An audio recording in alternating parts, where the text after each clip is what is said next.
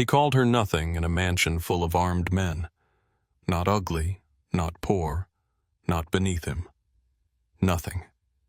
And Nora Whitaker walked out into the New Orleans rain with one hand on her medical bag and the other trembling over the secret growing beneath her heart. Behind her, Dominic Mercer, the most feared mafia king on the Gulf Coast, thought he had only wounded her pride. He had no idea she had left something behind in his drawer. An ultrasound photo. A child he had already rejected before he even knew it existed. This is not just a story about revenge. It is about dignity, motherhood, betrayal, and the kind of love that means nothing unless it costs everything. Stay until the end, because the moment he opens that drawer will break him. Like this video, and comment where you're watching from. Before that drawer became the place where Dominic Mercer's guilt waited in silence. There was another night in New Orleans, another storm, another wound that should have killed him. Nora Whitaker had never believed in fate. Fate sounded too clean for a woman who had learned to wash blood out of her sleeves in gas station sinks. She believed in pulse points, pressure, bandages, clean stitches, and the hard rule that a person could be terrified and still keep their hands steady. Fear was not the enemy. Panic was. That was what the army had taught her. That was what the war had carved into her bones. Years before New Orleans, before the Garden District mansion and the marble floors and Dominic Mercer's cruel mouth, Nora had worked inside field tents where the lights flickered and the air smelled of dust, iodine, sweat, and smoke. Men twice her size had sobbed into her shoulder. Boys with wedding rings still bright on their fingers had begged her not to let them die. She had learned to speak softly while the world came apart. Now she worked nights at St. Augustine Charity Emergency, a hospital that seemed to be held together by exhausted nurses, broken vending machines, and prayers whispered in hallways.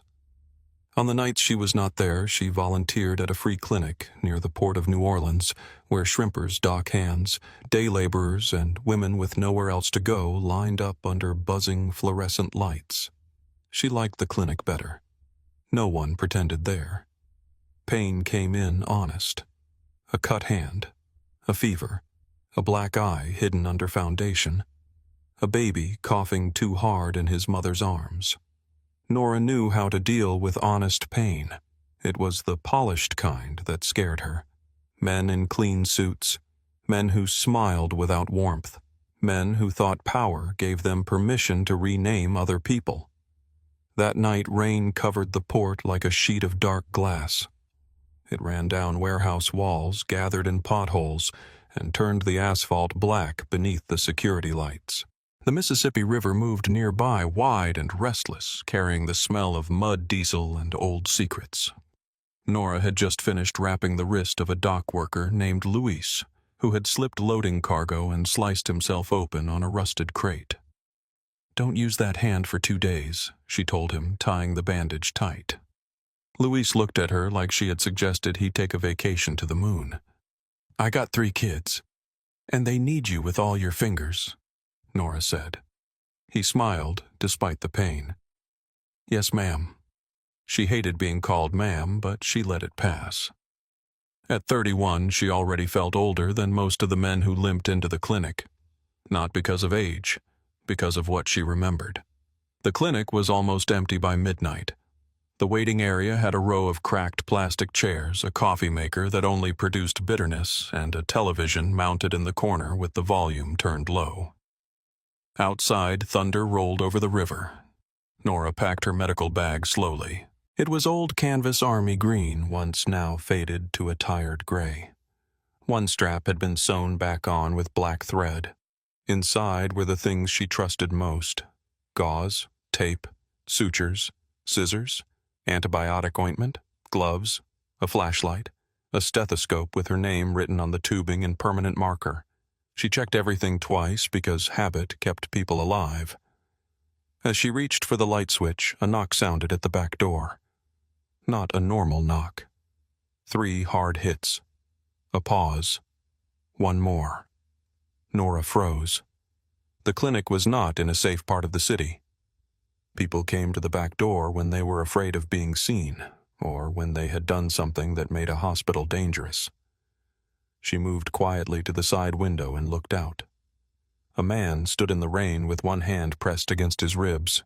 He wore a dark coat soaked through at the shoulders. His head was lowered, but she could see the sharp line of his jaw, the blood running between his fingers, the way he swayed once and caught himself against the brick wall. No car, no friend, no weapon in sight. Nora opened the door just enough to keep the chain locked. "We're closed." His eyes lifted.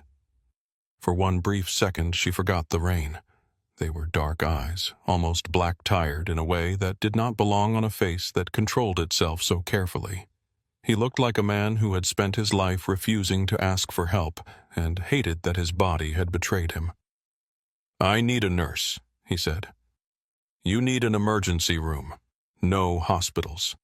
That is what people say right before they die in inconvenient places." His mouth moved like he almost smiled, but pain cut it short. "I can pay." "I didn't ask."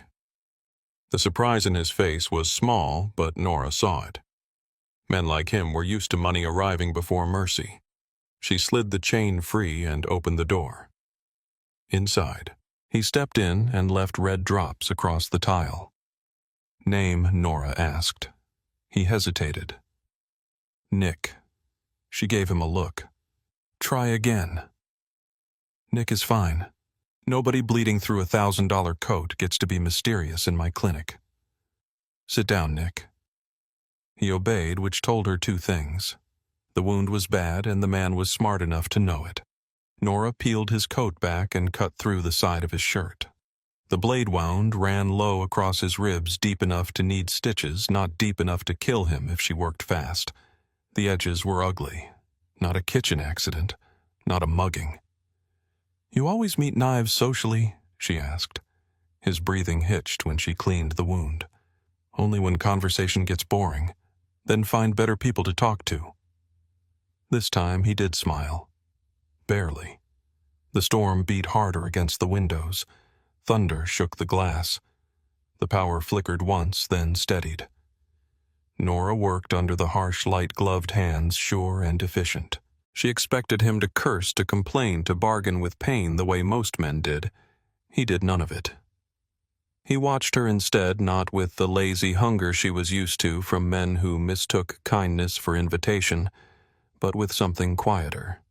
Assessment. Curiosity. "You military?" he asked. "Used to be. Medic, among other things." "That explains the hands." Nora pulled the suture through his skin. "My hands are not taking compliments from a man who gave me a fake name. Maybe Nick is my name. Maybe I am the Queen of England." He breathed out a laugh, then winced. For a while the only sounds were rain threads sliding through torn flesh and his uneven breathing. When she finished, she taped a clean dressing over the wound and stepped back. "You need rest. Antibiotics. No lifting, no fighting, no whatever got you stabbed. That last one might be difficult." "I didn't ask if it was convenient." His eyes stayed on her face. "You talk to everyone like this. Only men who bleed on my floor." He looked down at the drops near his shoes. "I'll pay for that too." "No, you won't." "Why not?" "Because if I start charging men for bleeding, I'll become this city." That seemed to land somewhere he did not expect. His expression shifted, almost softened, then closed again like a door catching in the wind. Nora washed her hands at the sink. When she turned back, he was still watching her. "What?" she asked. "You saved me without knowing who I am." "I knew enough." "What did you know that you were hurt?" His stare sharpened. "That is enough for you. It has to be." Outside, lightning cracked over the river, bright enough to fill the room for a heartbeat. In that flash, he looked less like a threat and more like a man who had forgotten what gentleness sounded like. She should have sent him away. She should have locked the door behind him. Instead, the storm pinned them both inside the little clinic, and the night stretched longer than either of them intended. He told her he had grown up in New Orleans, though not the kind tourists came to photograph. He spoke of old houses with locked rooms, fathers who never praised mothers who learned silence, and boys who were taught early that tenderness made easy targets. He did not give details. Men like him did not spill their lives. They let a few drops fall and called it honesty. Nora gave him less. A base in Kandahar, a field hospital, a friend named Carla who used to sing Patsy Cline while cleaning instruments, a day when the helicopters brought in too many wounded and Nora had to decide who got her last clean breathing tube. Nick listened without interrupting. At some point, the clinic lights went out completely. The generator kicked on after a few seconds, weak and humming, but only the back room had power. Nora lit 2 candles from the emergency drawer and set them near the counter. The room changed in the candlelight. The cracked walls looked softer. His face lost its hard edges. Rain blurred the windows until the world outside no longer seemed real. "You always stay this calm?" he asked. Nora sat across from him, tired enough to answer honestly. "No. I just learned that falling apart usually has to wait its turn." He looked at her for a long time. "I know that feeling." Something passed between them, then fragile and dangerous. Not romance. Not yet. Recognition. 2 people who had survived different wars sat in a poor clinic while New Orleans drowned in rain, and for a few hours neither had to pretend the past had left them clean. When he stood to leave near dawn, he was pale but steady. Nora handed him antibiotics in a paper bag. "Take these with food. I do know how medicine works. You got stabbed and came to a free clinic in a storm.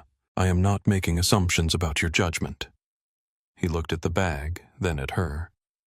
"Nora Whitaker," he said, reading the name from her badge. She pulled the badge off and slipped it into her pocket. "And you are still Nick." His eyes held hers. "Thank you, Nora." It was the first time he said her name. For reasons she did not want to examine, she remembered the sound of it. He left through the back door as the rain thinned to mist. A black car waited at the far end of the alley. Nora saw it only when he reached it. The driver stepped out fast. Too fast. Respectfully. Fearfully. Nick slid into the back seat without looking back. The car disappeared toward the river, and Nora stood in the doorway with the first cold thread of understanding tightening around her chest. 2 days later, she saw his face on the local news. Dominic Mercer. The name sat under his photograph in white letters. Alleged crime boss. Gulf Coast shipping magnate. Mercer family heir. Suspected in federal racketeering investigation. Nora stared at the television in the hospital break room while another nurse complained about cafeteria soup. The man from the clinic was not Nick. He was Dominic Mercer, the most feared man in New Orleans. Nora turned the volume down and walked away before anyone noticed her face. She told herself that was the end of it. It was not. 6 weeks later, she stood in a pharmacy bathroom off Magazine Street with a pregnancy test in her hand and the air gone thin around her. 2 pink lines. She blinked at them until they blurred. The bathroom smelled like disinfectant and cheap air freshener. Someone knocked on the door. "You okay in there?" Nora opened her mouth, but no sound came. She placed one hand flat against her lower stomach. There was nothing to feel yet. No curve, no movement, no proof except plastic in her hand and a strange rising terror behind her ribs. Dominic Mercer. The storm. The candlelight. The one reckless night when loneliness had worn a human face. "No," she whispered, then immediately hated herself for it. Not because of the baby. Never because of the baby. Because the world attached to that child had guns, blood secrets, and a man powerful enough to ruin lives without raising his voice. She paid cash for a private ultrasound at a clinic across town. She wore a baseball cap and gave no emergency contact. The technician was a woman with silver hair and kind hands. She dimmed the lights and turned the monitor slightly. At first, Nora saw only shadows, then a flicker. Small, impossible, defiant. "That's the heartbeat," the technician said. Nora covered her mouth. The sound that left her was half laugh, half sob. All her fear moved aside for one bright, aching second. There was a life inside her, not a mistake, not a punishment, not a consequence to be hidden in shame. A life. Hers. The technician printed the picture and placed it in an envelope. Nora held it carefully as if paper could bruise. Outside, the afternoon sun was too bright. Cars moved along the street. A woman crossed the sidewalk with grocery bags. A man cursed into his phone. The world had not changed, but Nora had. She walked 6 blocks before sitting on a bench under an oak tree. The ultrasound envelope rested in her lap.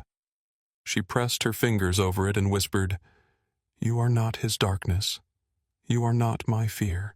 You are mine before you are anything else." She planned to tell Dominic. That decision made no sense, but it felt necessary. She did not want his money.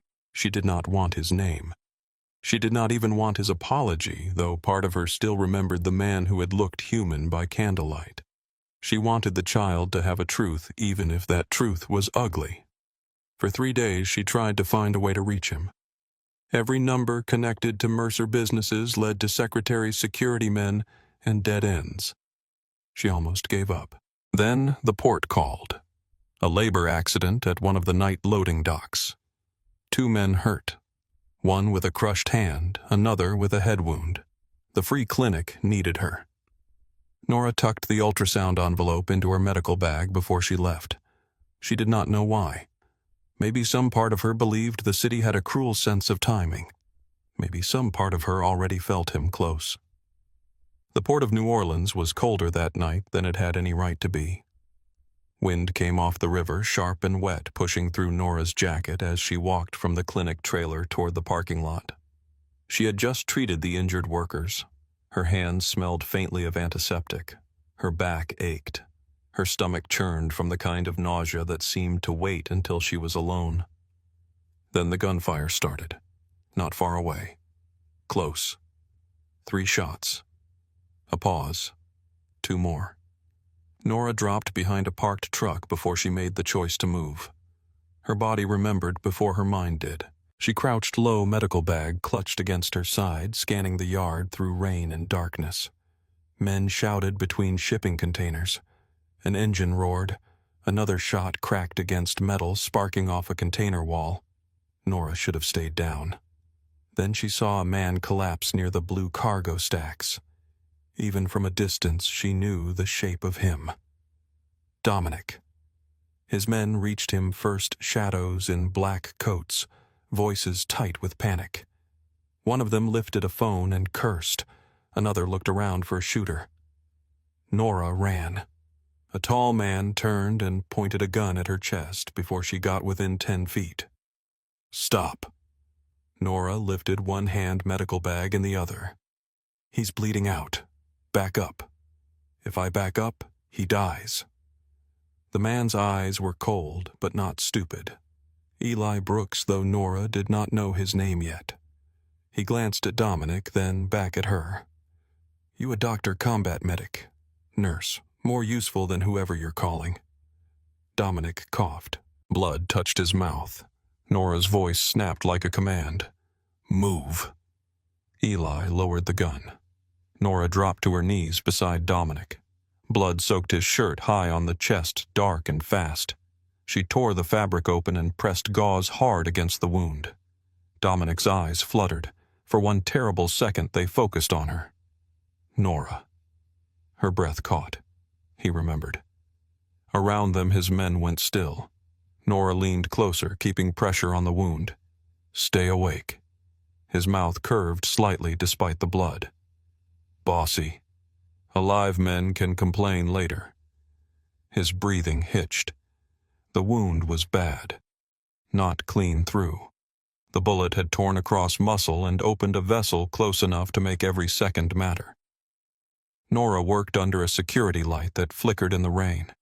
Her knees soaked through, her fingers numbed.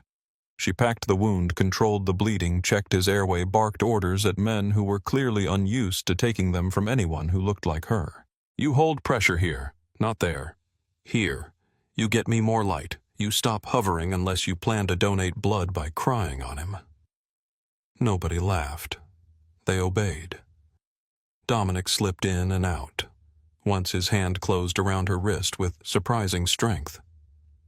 Do not take me to a hospital, he rasped. I am not taking you anywhere until you stop trying to die. His grip tightened. No hospital. Nora looked at Eli. Where can he be moved? Eli hesitated.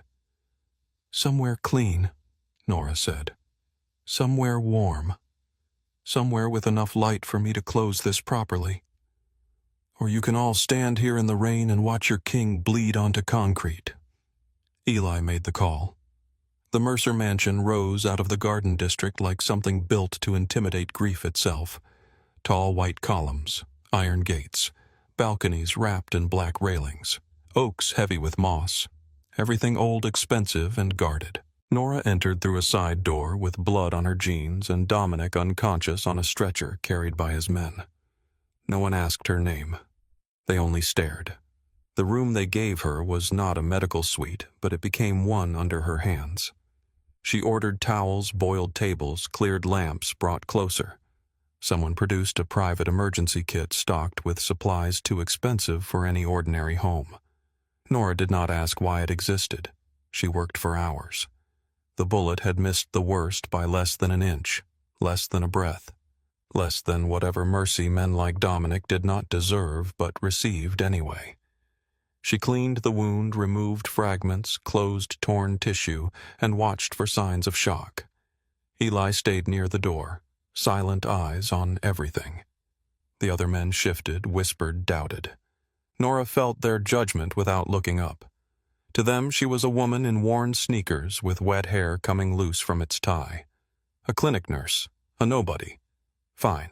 Nobody had saved more lives than Pride ever had. Near dawn, Dominic stabilized. His breathing evened. The pulse beneath Nora's fingers strengthened. She sat back slowly, her whole body aching. Only then did she remember the envelope in her bag. The ultrasound. It felt impossibly small inside that house. She washed her hands in a marble bathroom and looked at herself in the mirror.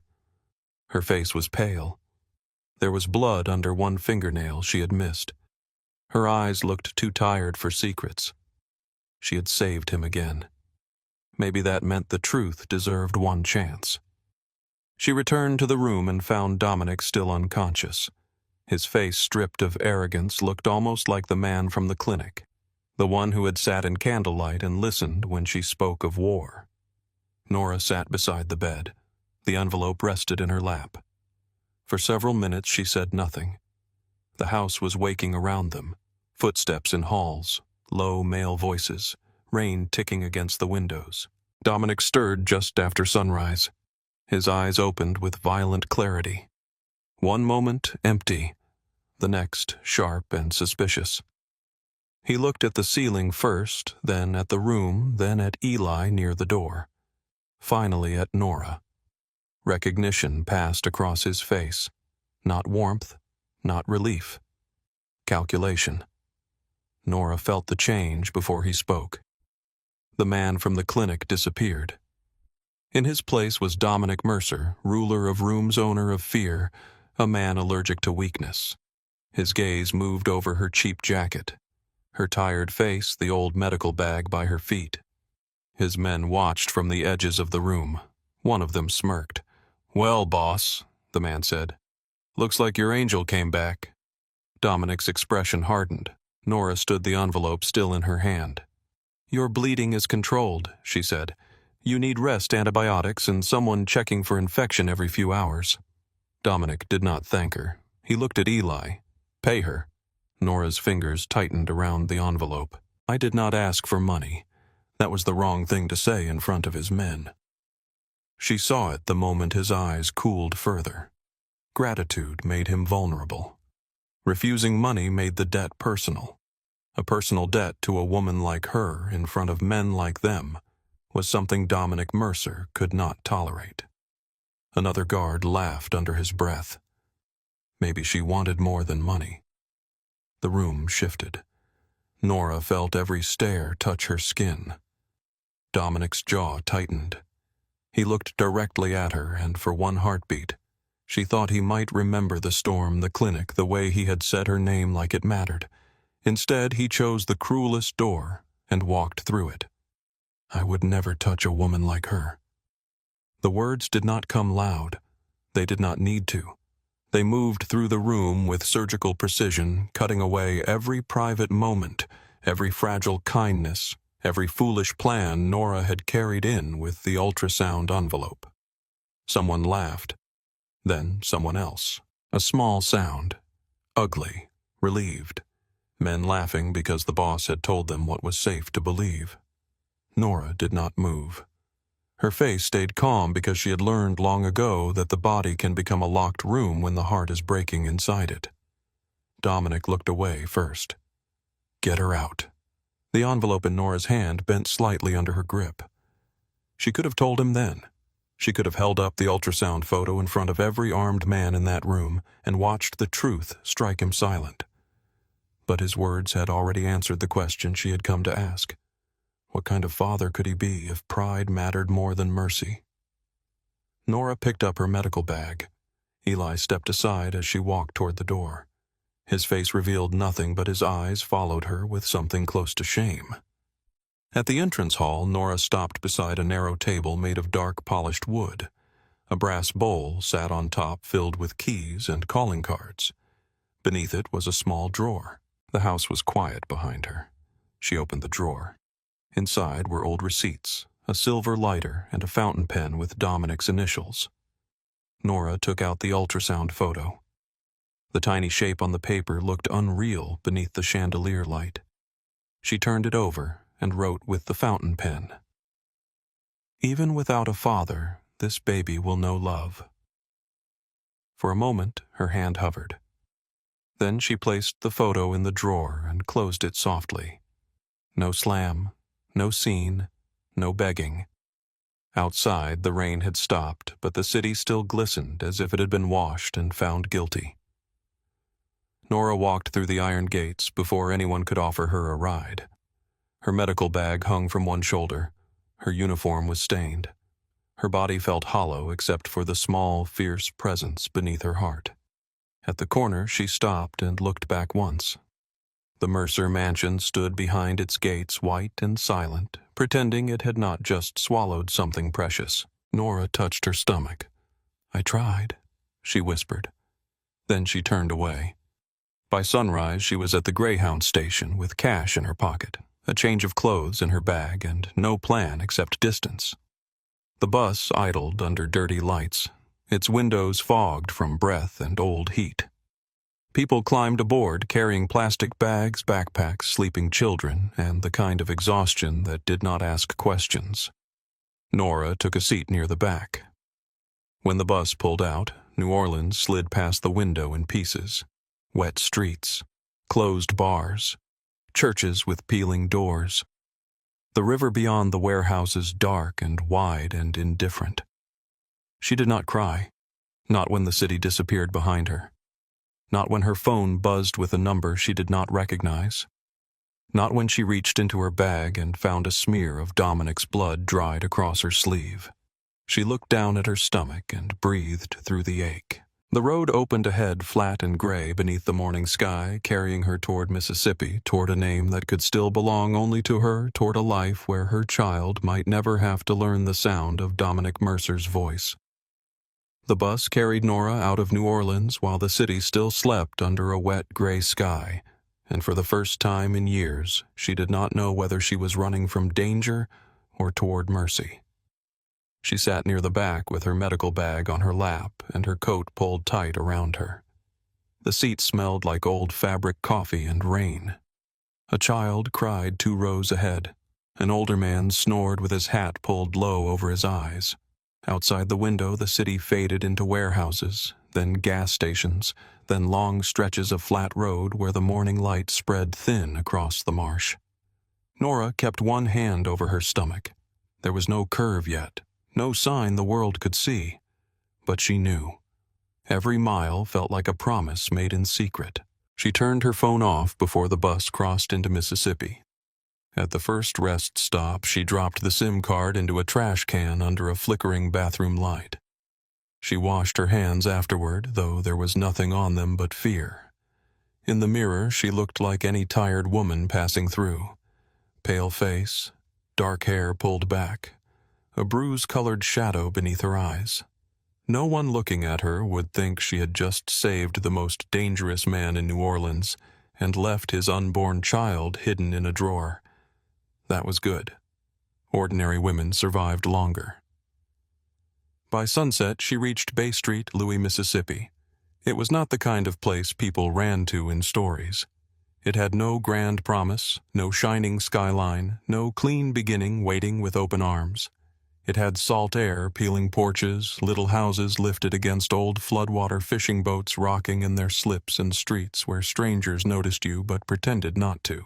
Nora liked that. She rented a small room above a closed bakery from a widow named Mrs. Alvarez, who had sharp eyes, silver hair, and a habit of pretending she did not care about people while leaving soup outside their doors. "You running from a man?" Mrs. Alvarez asked on the first day, handing Nora a key. Nora went still. The older woman shrugged. "Honey women do not arrive with one bag and no forwarding address because life is going well." Nora looked down at the key in her palm. "I am running toward quiet." Mrs. Alvarez studied her for a moment, then nodded. Quiet costs extra in summer. The tourists come in loud. For the first time in days, Nora almost smiled. The room was small. One bed, one table, one window facing the alley where stray cats fought over scraps. The wallpaper curled near the ceiling. The air conditioner rattled like it was angry to still be alive. But the door locked, the mattress was clean, and nobody in Bay Street. Louis seemed to know the name Dominic Mercer, unless they were talking about business headlines from another state. Nora found work at a community clinic near the harbor. It was the kind of clinic with mismatched chairs, a front desk held together with tape, and a doctor who had planned to retire 10 years earlier, but kept showing up because nobody else would. Dr. Harlan Briggs was 70, gruff and kind, only when kindness would not embarrass him. "You any good?" he asked during her interview. Nora looked at the overflowing waiting room at the little boy coughing into his sleeve at the old man holding his chest but pretending it was indigestion. "Yes," she said. Dr. Briggs grunted. "Good. Start now." That was how her new life began. Not with peace, with work. Work was easier than memory. Nora cleaned wounds, checked blood pressure, gave vaccines to children who screamed before the needle touched them, sat with lonely elders who came in more for company than medicine, and translated fear into instructions people could follow. Drink water. Take this twice a day. Come back if the fever rises. Do not ignore chest pain because pride is not a treatment. People learned her name slowly. At first she was the new nurse, then Miss Nora. Then just Nora said with relief when she stepped into a room. Her belly began to change around the 4th month. At first she hid it under loose shirts. Then hiding became impossible. The town noticed, of course. Small towns always noticed. But no one asked directly, not after Mrs. Alvarez made it clear from the bakery steps that Nora was under her protection. The baby moved for the first time during a storm. Nora was sitting by the window writing in a blue notebook she had bought from a discount store. Rain tapped the glass. Somewhere downstairs, Mrs. Alvarez was listening to old gospel music while kneading dough for pastries she claimed she was not selling anymore. Nora had been writing letters to the baby because there was no one else to tell the truth to. "Dear little one, today I helped a fisherman who said stitches were for rich people. I told him infection does not check bank accounts." He laughed, then fainted when he saw the needle. She paused, smiling to herself. Then she felt it. A flutter. Soft as a secret. Her hand flew to her stomach. Again. Nora stopped breathing. The whole room seemed to hold still with her. "Oh," she whispered. The baby moved once more, faint but real. Nora pressed both hands against her belly and bowed her head. "Hi," she said, voice breaking. "I am here." That night she did cry. Not loudly. Not the kind of crying that empties a room. Just quiet tears that slipped down her face while the rain blurred the window and the child inside her turned loneliness into something she could hold. In New Orleans, Dominic Mercer tried not to think about her. He failed with discipline. That was the worst part. His mind was trained to handle threats, numbers, routes, betrayals, police pressure, blood debts, men who lied while sweating through their collars. He could sort danger by instinct. He could read a room in seconds. He could decide who was useful, who was weak, who needed to disappear. But Nora Whitaker would not stay categorized. She had refused his money. She had not begged. She had walked out after he cut her down, and the silence she left behind had become louder than any accusation. For weeks, Dominic told himself the matter was finished. A nurse had saved his life. He had paid the debt, or tried to. She chose pride. That was not his problem. Still, he found himself looking toward the entry hall some mornings as if expecting to see her standing there with blood on her jeans and contempt in her eyes. Eli Brooks noticed. Eli noticed everything. One evening, Dominic stood in his study, untouched whiskey in his hand, while rain streaked the windows. "Did she take anything?" Dominic asked. Eli stood near the door. "No." "Money, no." "Files, jewelry." "Anything from the house?" "No." Dominic's jaw tightened. "She left with the same bag she came in with." Eli waited. Dominic stared into the glass. "What kind of woman does that?" Eli answered carefully. "The kind that was not there for what you thought." Dominic looked at him. Eli lowered his eyes, but not quickly enough. A month later, a report landed on Dominic's desk. It came through an old contact who tracked international aid workers, veterans, medics, contractors, people whose records were often messy because war zones ate paperwork and spit out ghosts. Nora Whitaker's name appeared on a casualty list connected to a clinic bombing overseas. The report was old, confused, and badly verified. Presumed dead. Dominic read the line once. Then again. The room shrank around him. He saw her in the clinic, candlelight on her face, telling him that falling apart had to wait its turn. He saw her on his mansion stairs, back straight. Dignity held so tightly it looked like calm. Presumed dead. He stood so suddenly his chair struck the wall behind him. Eli came in at once. Dominic handed him the paper. "Verify it." Eli read it, face unreadable. "This could be outdated." "Then prove that." "And if it is true," Dominic's eyes went black, "then find where she is buried." For the first time, Eli did not move right away. Dominic's voice dropped. "Do it." The search began quietly. No sirens, no public questions. Dominic did not send fools. He sent men who knew how to follow names through broken systems and cash payments, old employment records, clinic rosters, bus stations, motel cameras. The truth resisted. Nora had worked in too many places where forms were lost, names misspelled, files, burned bodies misidentified. She had no close family to confirm anything. No husband, no permanent address, no one waiting to claim her. Then a grainy image surfaced from a pharmacy in Mobile. A woman in a baseball cap buying prenatal vitamins.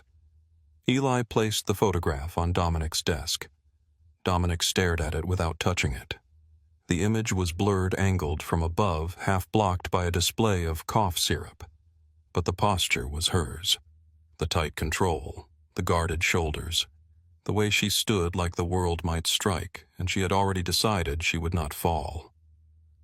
Dominic's eyes moved to the bottle in her hand. Prenatal vitamins. The room went silent. Eli saw the realization before Dominic spoke. "Find her," Dominic said. His voice was not loud, but every man in the room understood the danger in it. Days later, Nora noticed the first black SUV. It moved slowly past the clinic during lunch, too clean for the street windows tinted darker than the law allowed. She was checking a child's ear infection when she saw it through the blinds. Her hand paused for half a second. The child's mother noticed. "You okay, Miss Nora?" Nora smiled. "Just tired." The SUV came back the next day. Then a man in sunglasses appeared at the harbor asking if the clinic had a nurse from Louisiana. Another stranger came into the pharmacy and bought nothing, only glanced toward the back where prescriptions were filled. Nora stopped sleeping well. She packed an emergency bag beneath her bed. Cash, baby clothes, medical papers, a small bottle of prenatal vitamins, her blue notebook, a pocket knife doctor Briggs had given her after a drunk man caused trouble in the waiting room. Mrs. Alvarez found her folding clothes at midnight. The older woman stood in the doorway, arms crossed. "He found you." Nora sat on the bed. "I think so." Mrs. Alvarez came inside and closed the door. "Is he the father?" Nora looked away. That was answer enough. Mrs. Alvarez's face softened, but only for a second. "Does he hit? No. Does he own rooms when he walks into them?" Nora let out a breath that almost became a laugh. "Yes, worse kind." Nora touched her stomach. "I cannot let him take my baby into that life." Mrs. Alvarez sat beside her. "Then do not wait until he knocks." Nora planned to leave the next morning. She did not get the chance. The afternoon was heavy with summer heat, the kind that made the air feel thick enough to drink. Nora had walked to the market because the clinic's old truck would not start. She bought milk, peaches, crackers, and a small pack of yellow baby socks she did not need but could not resist. She was 7 months pregnant by then, round and tired and slower than she wanted to be. When she turned onto her street, Dominic Mercer was waiting on her porch. He leaned against the railing like the house belonged to him, because he had decided to stand near it. He wore a dark shirt, no tie sleeves rolled to his forearms. His face was sharper than she remembered his hair, dark against the white paint peeling behind him. A black car idled across the street. Nora stopped. The grocery bag slipped in her hand. One peach fell hit the sidewalk and rolled toward the curb. Dominic's eyes dropped to her stomach. Everything in his face changed. Not softened. Changed. Like some locked door inside him had been kicked open from the other side. For a long moment, the street held its breath. Cicadas screamed from the trees. A dog barked 2 houses down. Somewhere a lawnmower droned and then cut off.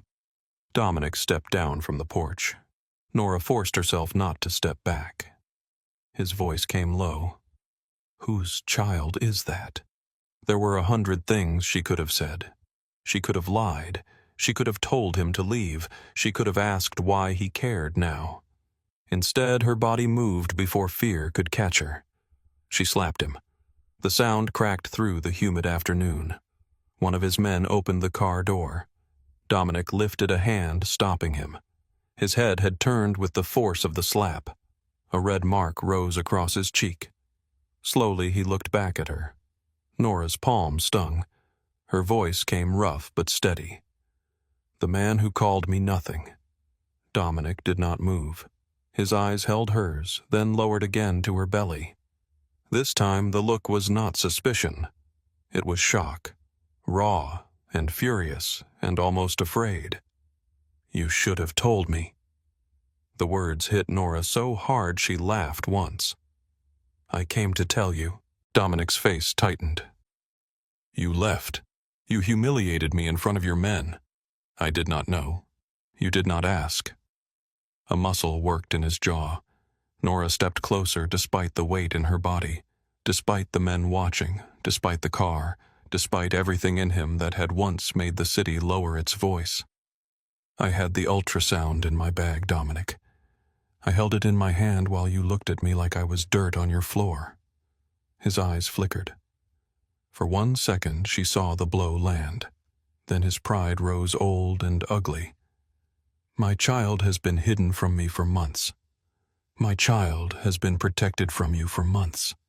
His voice sharpened. That baby is mine. Nora's hand went to her stomach. This baby is mine before he is anything to a man who thinks ownership is the same as love. Dominic stepped closer. He smelled faintly of smoke, expensive soap, and the past she had nearly survived. I have enemies. I know. If they find out, he becomes leverage. He already became leverage the moment you showed up with armed men. Dominic looked toward the black car, then back at her. Something moved behind his eyes, but he did not apologize. Pack your things. No. You are coming back to New Orleans. No. The word was small, but it stood between them like a wall. Dominic's face became very still. Nora. She hated the way her name sounded in his mouth, hated that some part of her remembered it in candlelight, hated that the baby moved just then, a slow pressure beneath her ribs as if listening. I built a life here, she said, in a rented room above a bakery, in peace. You call this peace? Looking over your shoulder, sleeping with a knife under your pillow. Nora went cold. Dominic knew. Of course he knew. You had me watched. I had you found. There is a difference only to men like you. He looked at her stomach again. I owe you a life. You owe me respect. Silence fell. Dominic's mouth tightened as if the word itself offended him. Then he said, Then I will raise him as the debt repaid.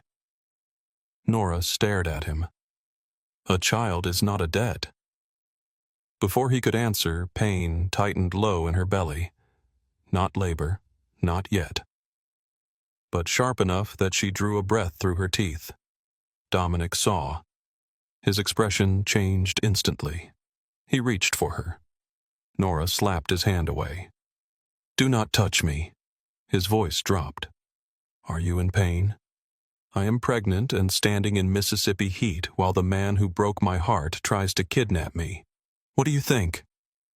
The words came out before she could stop them. Dominic went still at broke my heart. Nora wished she could take that part back. Not because it was untrue, because it gave him something real. His men approached carefully, too carefully. That was the horror of it. No rough hands, no threats shouted in her face. One picked up the scattered groceries. Another opened the car door. Eli Brooks stepped out from the passenger side, and when Nora saw him, his face looked carved from regret. Miss Whitaker, Eli said softly. Nora looked at him. You knew where I was. His silence answered. Mrs. Alvarez came out onto the porch across the street, wiping her hands on a dish towel. Her eyes moved from Nora to Dominic to the car.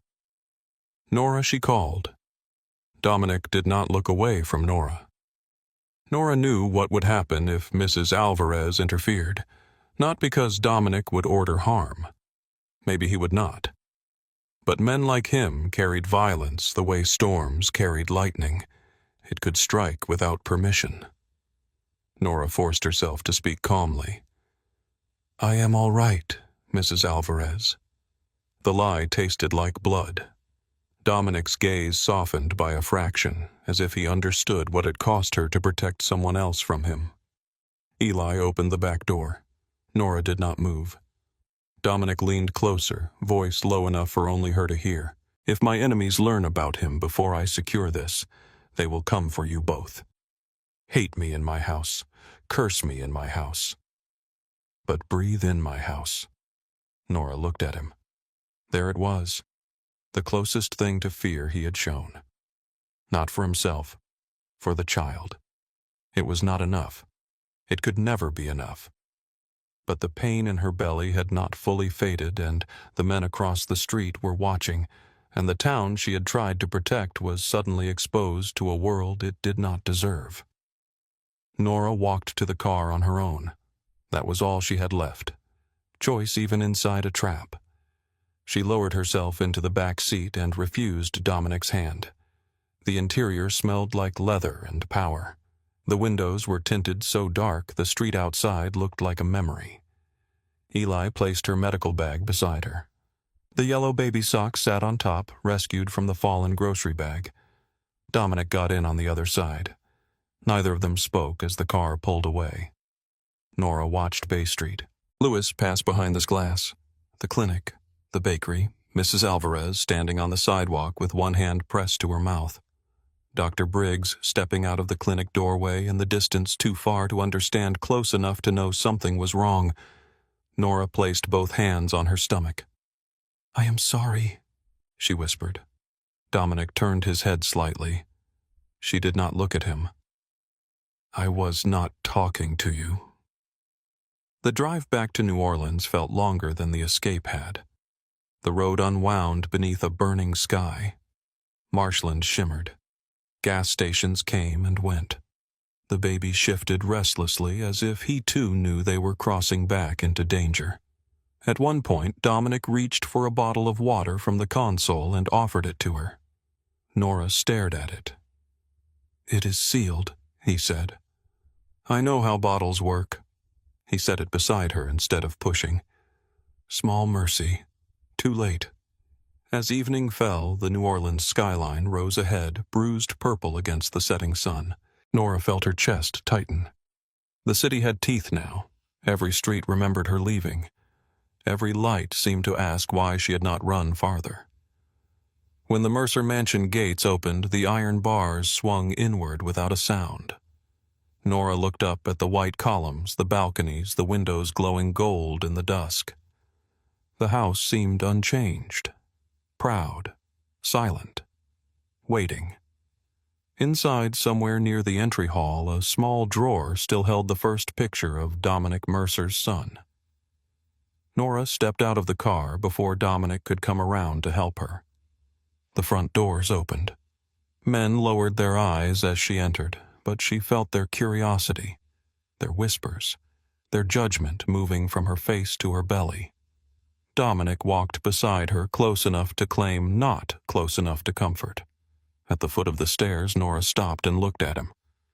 "You can bring me back here," she said. "You can lock every gate. You can put men outside every door." Dominic's face revealed nothing. Nora's voice lowered. "But you will not make me yours by force." For the first time that day, Dominic had no answer.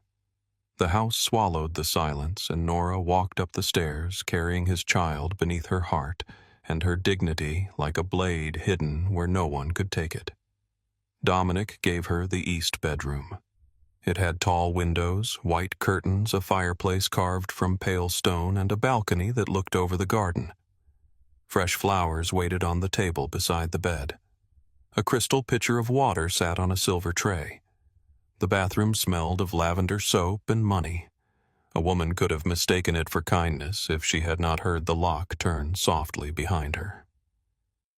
Nora stood in the center of the room until the footsteps outside faded. Then she walked to the window and looked down at the garden. 2 guards stood near the path. Another leaned against the stone fountain. Beyond them, the iron gates shone black under the porch lights. A beautiful cage was still a cage. She placed both hands on her stomach. "We are not staying here forever," she whispered. The baby shifted beneath her palms, slow and stubborn. Dominic came the next morning with a doctor, a nutritionist, and a woman carrying a clipboard. Nora sat in a chair by the window wearing the same dress from yesterday, because no one had asked if she wanted her own clothes. The doctor introduced himself as Dr. Palmer. Expensive suit, careful smile, the kind of man who looked at Dominic before asking Nora how she felt. Nora noticed. "I am the patient," she said. Dr. Palmer blinked. Of course. Dominic stood near the door, arms folded, face unreadable. Nora leaned back in the chair. Then speak to me. A silence settled. Dominic's eyes moved to her face. Something like irritation passed through them, but he did not correct her. Dr. Palmer cleared his throat and began again. Nora answered every question calmly.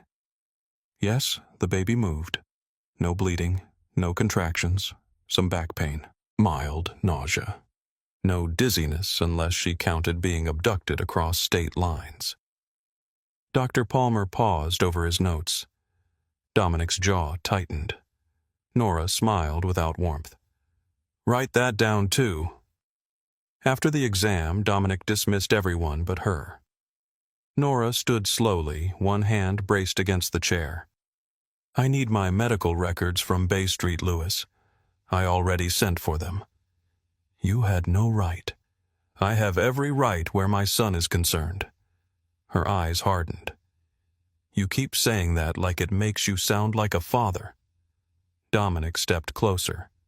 What do you want from me, Nora? The question almost made her laugh. I wanted you to ask that before you sent men to my porch. His face closed again. Breakfast will be brought up. I am not hungry. You need to eat. I need freedom. Breakfast is not a substitute. He stared at her for a long moment, then left without another word. The days that followed settled into a routine that felt designed to soften her, without ever freeing her. Breakfast at 8. Doctor visits twice a week. Walks in the garden under guard. Prenatal vitamins placed beside her water glass. New dresses hung in the closet, all soft fabrics and pale colors chosen by someone who thought pregnancy turned women into porcelain. Nora wore the simplest ones and hated them all. She spent hours reading medical journals from Dominic's private library. She mapped the house in her mind. Staircases, cameras, guard rotations, service doors, kitchen entrances, staff habits. The mansion was not just a home. It was a living machine, and every machine had weak points. The staff watched her with curiosity they tried to hide. Some looked at her belly with pity, others with judgment. A few women whispered when she passed. Is that her? The nurse? They say he found her in Mississippi. They say she trapped him. Nora never responded. Silence was not weakness. Sometimes it was a locked door. Only Eli Brooks treated her like a person. He escorted her to the garden when Dominic was busy. He did not hover too close. He did not stare at her stomach. Once, when the August heat made her pause near the fountain, he offered his arm without touching her. Nora looked at him. Eli said, "Only if you want it." That mattered enough that she took it. Vivian Hale arrived on a Thursday afternoon. Nora saw her first from the balcony, stepping out of a silver car in a cream dress and dark sunglasses. She moved through the world like it had been polished for her arrival. Tall, beautiful, blonde hair swept low at her neck, diamonds at her ears, a smile that looked expensive and empty. Dominic met her at the front steps. They spoke too quietly for Nora to hear, but she saw Vivian touch his arm, saw Dominic step back half an inch, saw Vivian notice that too. Later, Nora found her in the sitting room, pouring tea she had not been invited to pour. "You must be Nora," Vivian said. Her voice was southern honey with a razor at the bottom. Nora stood in the doorway. "And you must be comfortable in houses that are not yours." Vivian smiled. "This house and I have history. So do old stains." The smile did not move, but Vivian's eyes sharpened. She looked down at Nora's belly. Dominic always did have a weakness for damaged things. Nora walked to the table and picked up the cup Vivian had poured.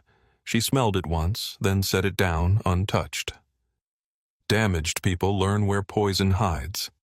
Vivian laughed softly. "You are dramatic." "No, just experienced." From that day on, Vivian came often. She brought flowers. She brought advice. She brought stories about Dominic before Nora knew him. Parties, engagements, bloodlines, old promises made between powerful families. She never said the words former fiancé, but the house said them for her. The way the older staff lowered their eyes, the way Dominic's men gave her space, the way she knew which door led to the private study. Nora watched her and filed every detail away. Then Dominic began to get sick.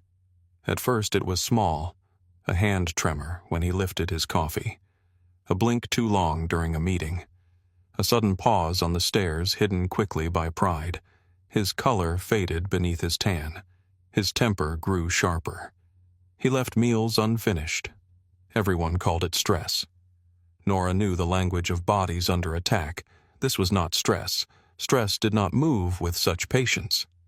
One morning, Dominic came to her room because Dr. Palmer had reported that her blood pressure was slightly high.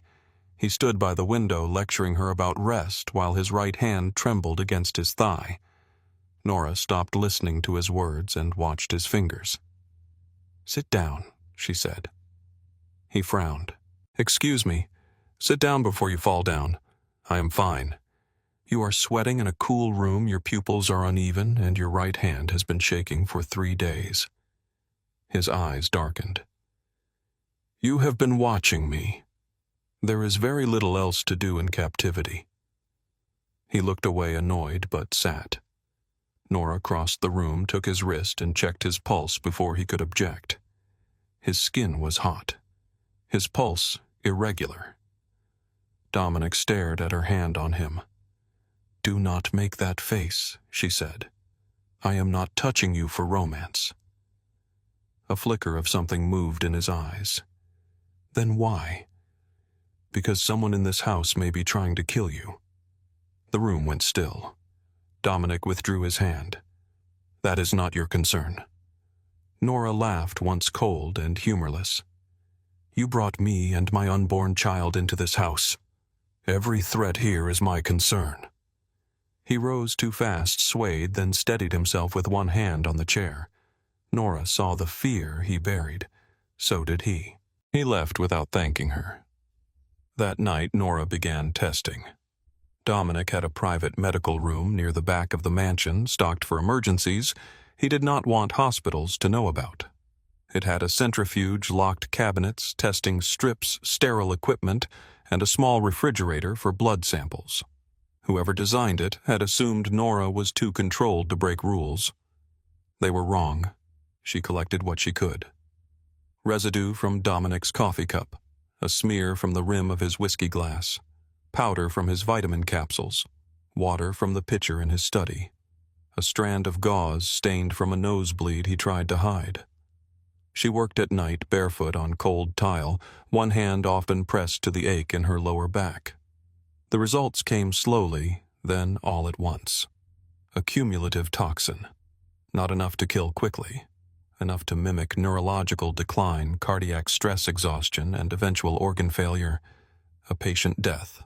A tragic collapse. A powerful man worked too hard until his body betrayed him. Nora stared at the test strip, then at the blood sample under the lamp. Someone close was poisoning him. Close enough to control what he drank. Close enough to know his routines. Close enough to smile at his table. By the time she found him, Dominic was in his study with the door half open. He leaned over the desk, one hand pressed flat against the wood, the other gripping his chest. Sweat dampened his shirt. His breathing came shallow and wrong. A cup of tea sat near his elbow. Nora crossed the room fast. "Do not drink anything else." He looked up, eyes unfocused. "Nora." It was the first time he had said her name without command in it. She held out a small glass vial. "Drink this." His laugh came rough. "You expect me to trust you? No. I expect you to prefer living." His gaze moved from her face to the vial. "What is it?" "A counteragent." "To what?" "To the thing killing you slowly while everyone around you calls it stress." His hand trembled. For once, he did not hide it. He took the vial and drank. For the next hour, Nora stayed beside him. She checked his pulse, counted his breathing, watched his pupils. He fought unconsciousness like it offended him, then lost. When he woke before dawn on the leather couch in his study, Nora was still there. She threw the lab report onto his chest. The papers slid across his shirt. "You are being poisoned." Dominic read in silence. Nora stood over him, exhausted, furious, 8 months pregnant and done with being underestimated. "I did not save you because I forgive you," she said. "I saved you because my son deserves a father with a soul. Try to grow one before he is old enough to notice the difference." Dominic looked up at her. No anger, no insult. Only the raw shock of a man who had been saved by the woman he had wronged and had no language clean enough to answer it. After that night, the house changed.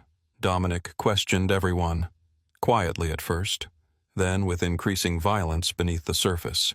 Men disappeared into rooms and came out pale. Staff were reassigned. Food was tested. Cameras were reviewed. Vivian still came, but Dominic no longer let her pour his tea. Nora noticed that too. He also changed with her, though not in ways that asked for praise. The guard outside her bedroom vanished. Her garden walks became unsupervised. Her medical journals were returned without being searched. When Dr. Palmer spoke over her, Dominic cut him off. "Answer her question." Nora looked at him. Dominic did not look back. One evening he found her in the garden at dusk. The air smelled of jasmine and damp earth. Nora sat on a bench with one hand on her belly, breathing through a wave of back pain. Dominic stopped several feet away. "May I sit?" The question was so unfamiliar in his voice that Nora almost did not understand it. She nodded once. He sat, leaving space between them. For a while, neither spoke. Then he said, "What I said that morning was unforgivable." Nora watched the fountain. "Yes." His jaw flexed. "I said it because my men were watching. That makes it smaller, not better." "I know." She looked at him then. He seemed tired. Not weak, not yet humble, but tired in a way that had nothing to do with poison. "I was cruel because I felt exposed," he said. "You had seen me helpless. I had seen you human." The words stayed between them. Dominic lowered his eyes. "I did not know what to do with that." Nora's voice softened by 1 degree, and she hated herself for it. "You could have said, 'Thank you.'" He gave a quiet, bitter breath. "I was not raised for simple things. No one is. We learn or we become monsters." Dominic looked at her belly. "Our son moved during the exam today." Nora stiffened. "Dr. Palmer told you?" "Yes." "He had no right." "I know." The answer stopped her. Dominic turned his hands palm up like a man showing he held no weapon. "I told him not to report anything to me unless you approve it." Nora stared at him. He continued, "I do not know how to do this. Fatherhood, respect, any of it. That is not my job to teach you." "No," he said quietly. "It is mine to learn." For the first time since Bay Street, Lewis. Nora felt something dangerous shift inside her. Not forgiveness, not trust. A crack in the wall where hope could become a mistake. Vivian saw it. 2 days later, the trap closed. It began with a burner phone found under Nora's mattress. Then bank transfer records with her name connected to Carter Voss, Dominic's East Coast rival.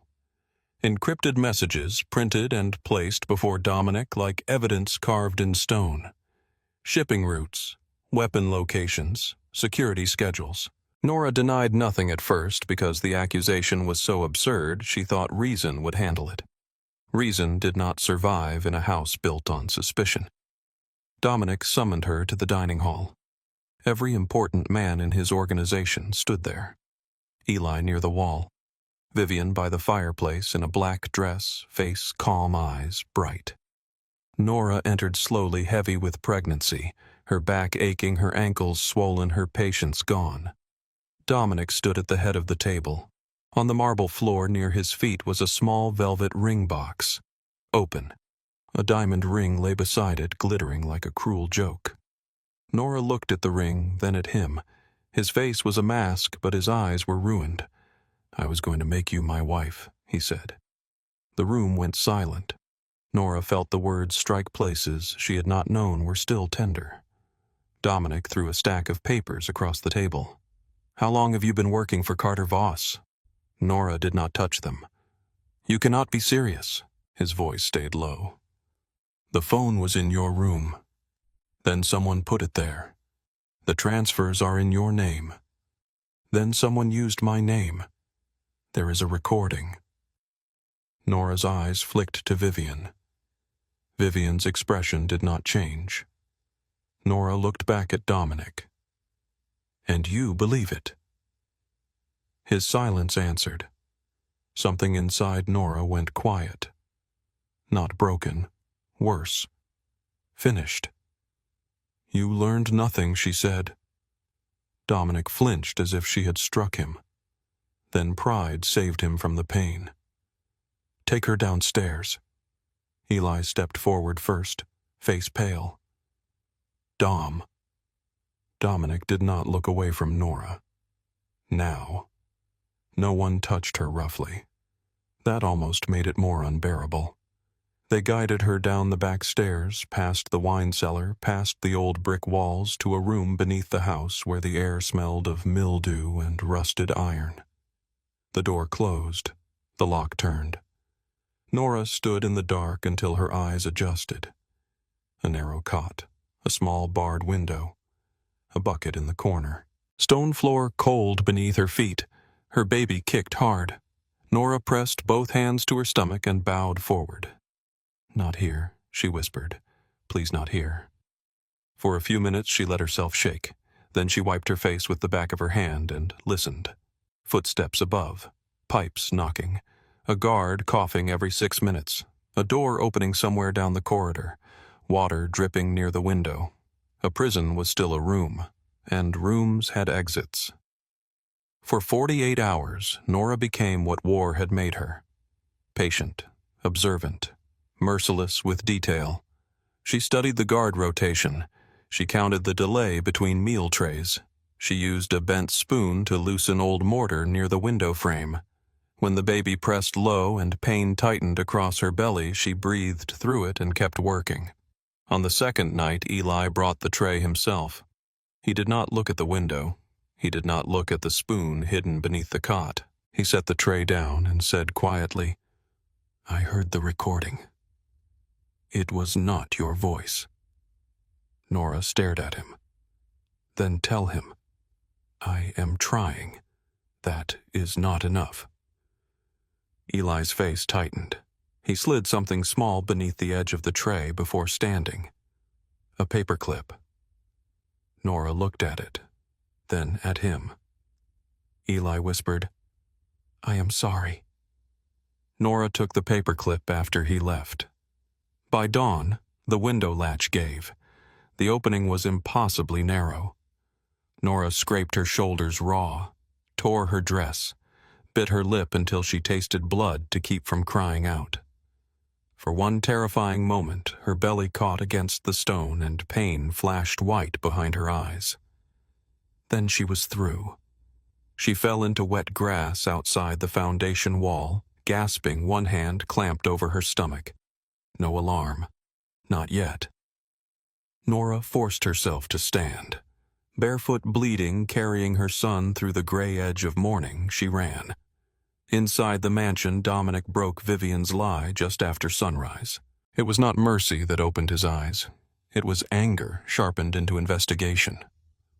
He found the real files hidden behind Vivian's charities. Payments routed through her family accounts. A technician who admitted creating the fake voice recording.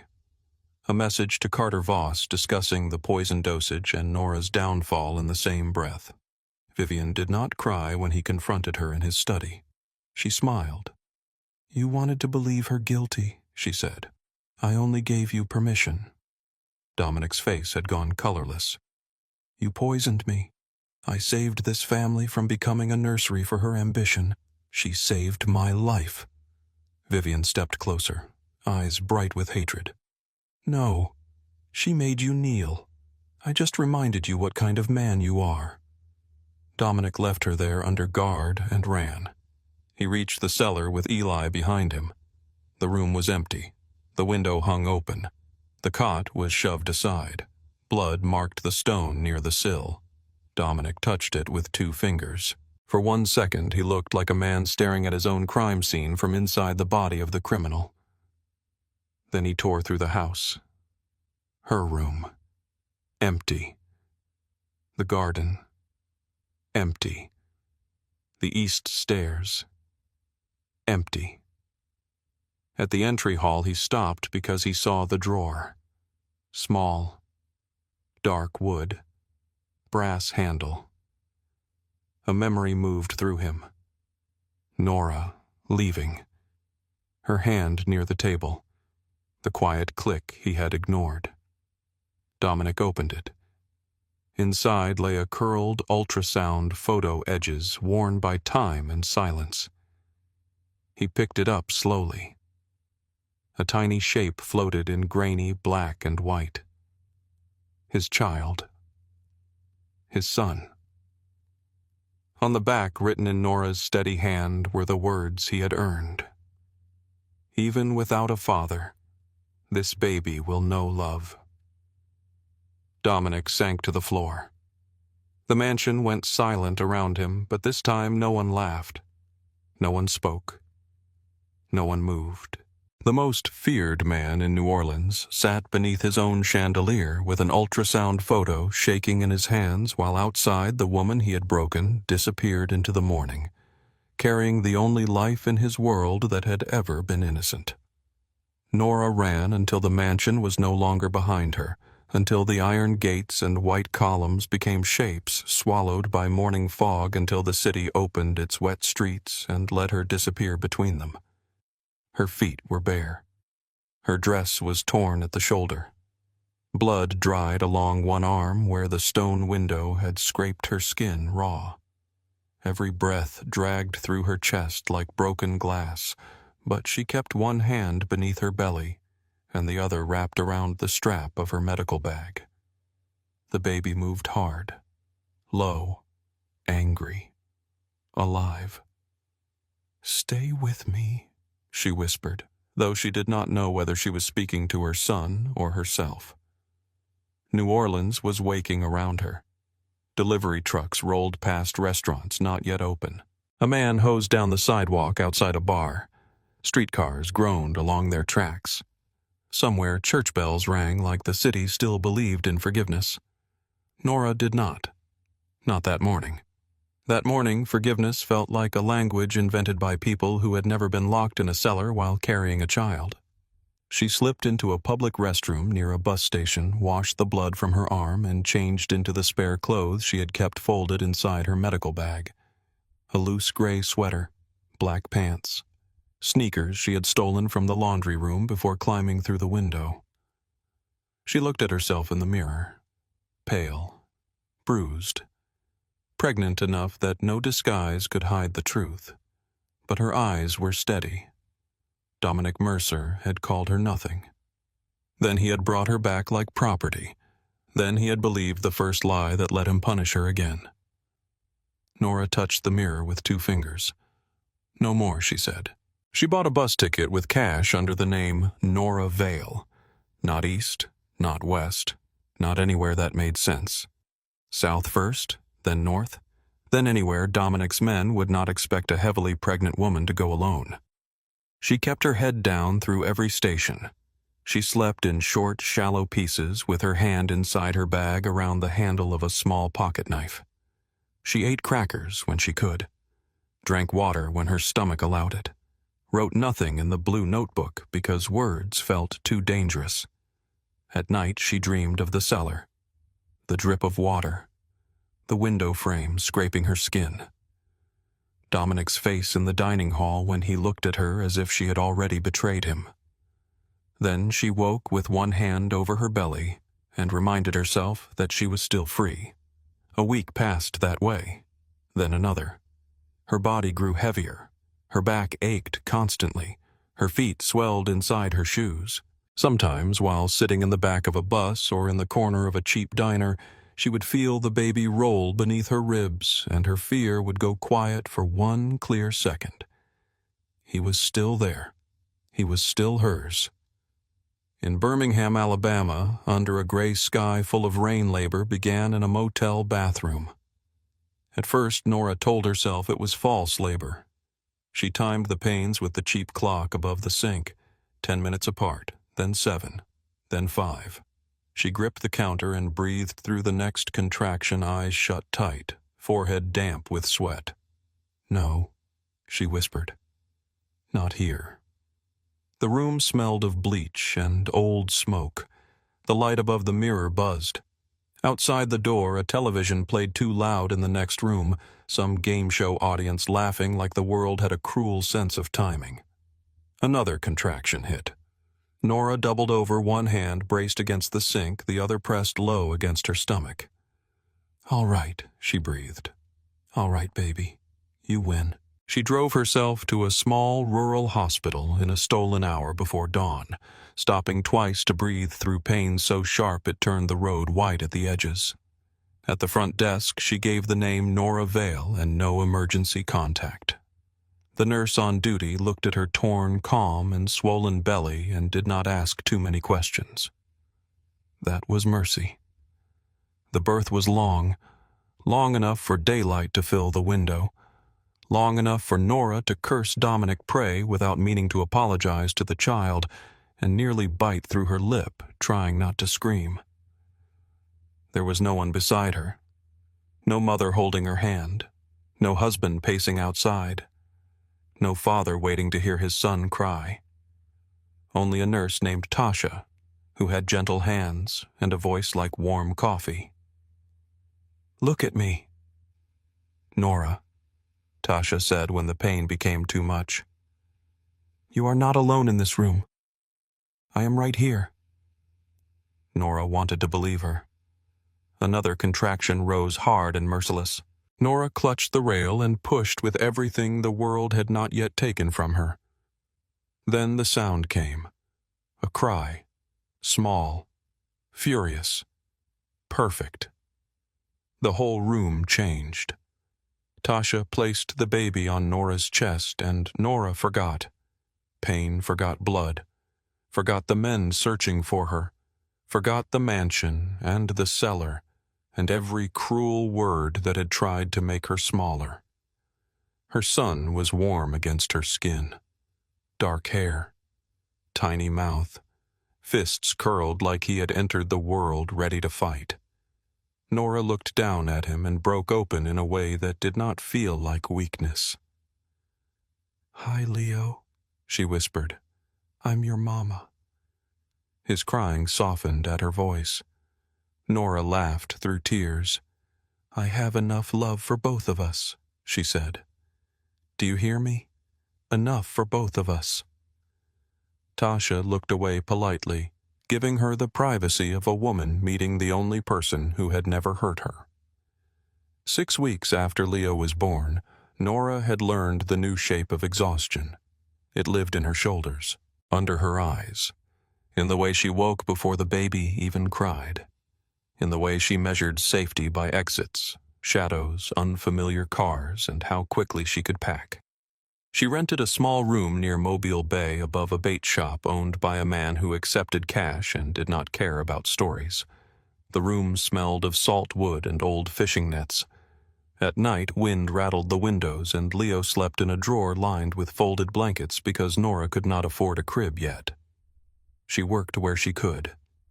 A feverish child in a trailer park. An old woman with infected stitches. A construction worker who paid her in groceries. Nora never stayed anywhere long. She did not know that Dominic was destroying himself trying to find her. In New Orleans, the Mercer Empire had begun to crack. Carter Voss attacked first from the east, sliding into the spaces Dominic no longer watched. A shipment vanished outside Savannah. A warehouse burned near Baton Rouge. 2 lieutenants disappeared with cash and loyalty that had never been as deep as they claimed. Dominic sat through meetings with the ultrasound photo folded inside his wallet.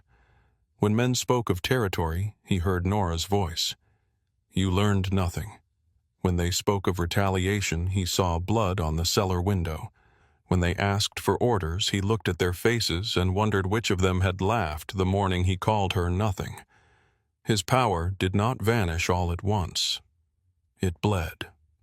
Eli found him one night in the entry hall, sitting beneath the chandelier, the drawer open beside him. The ultrasound photo lay in his palm. You have not slept, Eli said. Dominic did not look up. She was going to tell me. Eli stayed silent. She had it in her hand, and I made her swallow the truth because I was afraid my men would think I cared. His voice was flat, but something ruined lived beneath it. Eli stepped closer. We have a location in Alabama that might connect to her. Dominic's hand closed around the photo. No grabbing, no threats, no touching her. Eli nodded. Dominic finally looked at him. If anyone scares her, if anyone so much as raises his voice near my son, I will bury him without a prayer. This time the search changed. Dominic no longer hunted like a man retrieving property. He searched like a man afraid that the world might punish her for his sins before he could make one thing right. He paid medical debts at rural hospitals under anonymous names. He bought out dangerous contracts near towns where Nora might have passed. He sent quiet money to clinics that treated women without insurance. He did not know which place had helped her. So he helped all of them. It did not heal anything. It did not earn him forgiveness. But for the first time in his life, Dominic Mercer did something good without making sure anyone knew he had done it. Then Miss Ruth found Nora. Nora saw the old woman from the window first. She stood outside the bait shop in a dark coat, despite the heat, one hand resting on a cane. Her eyes lifted directly to Nora's room, as if she had known exactly where to look. Nora's blood went cold. She lifted Leo from the blanket and reached for the knife on the table. A knock sounded, soft, patient. Nora opened the door only as far as the chain allowed. The woman looked at the baby in Nora's arms, then at Nora's face. I am not here to harm you. That is what people say when harm is waiting behind them. The woman smiled sadly. You have lived too much life for someone your age. Nora did not answer. The woman held up an envelope. A man with dead eyes paid me to bring this. He said not to follow you. Said you would know whether to burn it. Nora stared at the envelope. No name. Only a small black mark pressed into the wax. A letter M. Her hand tightened around Leo. Who are you, Ruth Bell? I used to patch up Mercer boys before they learned to bleed expensive. Nora almost closed the door. Ruth's voice softened. He looked like a man already buried. I do not know what he did to you, child, but I know what regret looks like when it has eaten all the meat off a man's bones. Nora opened the door, not because she trusted Ruth, because curiosity and grief were sometimes stronger than caution. Inside the envelope was a hospital bracelet. Leo's. From the Birmingham hospital. Nora's knees weakened so fast she had to sit on the bed. There was also a note written in Dominic's hand. If you still believe a man can crawl out of hell, meet me in St. Augustine under the blood moon. No guards, no crown. Just me. Nora read it 3 times. Then she set it on the table and stared at it until Leo stirred against her shoulder. Ruth watched quietly. You going? No. The answer came too fast. Ruth nodded as if she had expected it. Nora looked at the bracelet again. How did he find this carefully? That is not an answer. No, but it is the only one I have. Nora stood and carried Leo to the window. The bay shone dull silver under the evening sky. Somewhere below, a gull cried over the docks. She thought of spending the rest of her life running. Different names, different rooms, different locks. Leo, growing older, asking why his mother flinched at every black car. Asking about his father's eyes because he had inherited them. She thought of Dominic in the cellar doorway too late. Dominic in the dining hall, wrong. Dominic in the clinic years ago, candlelight making him almost human. No guards, she said quietly. Ruth leaned on her cane. That is what he wrote. Nora looked down at Leo. Her son blinked up at her, innocent and trusting, one tiny hand curled around her shirt. You deserve the truth, she whispered, even if I hate where it leads. St. Augustine waited beneath a red moon. The old city looked unreal that night, all narrow streets, stone walls, iron balconies, and shadows stretching long under crimson light. The ocean wind moved through palm trees and carried the smell of salt wet stone and distant rain. Nora arrived alone with Leo strapped to her chest beneath a dark shawl. She had cut her hair shorter, worn plain clothes, kept a knife in her boot and cash in her coat. The abandoned chapel stood near the water, half ruined and silvered by age. Vines climbed the walls. Broken windows stared out toward the river. Moonlight spilled through the empty roof and painted the stone floor red. Dominic stood near the altar. For a moment, Nora did not recognize him. He wore no suit, no watch, no polished armor, only a dark coat and plain clothes beneath it. He was thinner, his face hollowed by months of grief and violence. A fresh scar cut from his temple down across his cheek, still red at the edges. He looked like a man who had fought his way through hell and found nothing there worth keeping. When he saw her, he did not move. His eyes dropped to Leo. The silence became unbearable. Nora stopped near the doorway. Do not come closer. Dominic obeyed. That one thing, small as it was, struck harder than any apology. His gaze stayed on the baby.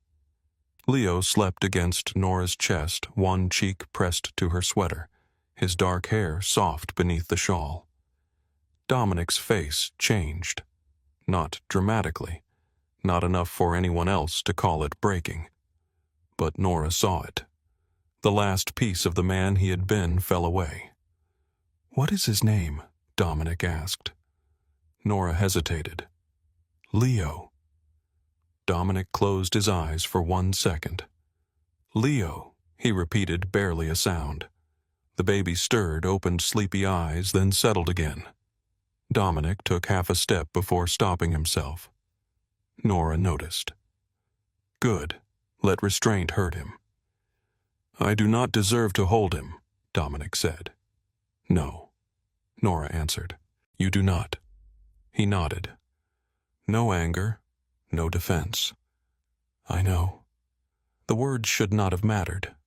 They did. Nora shifted Leo gently. Why am I here?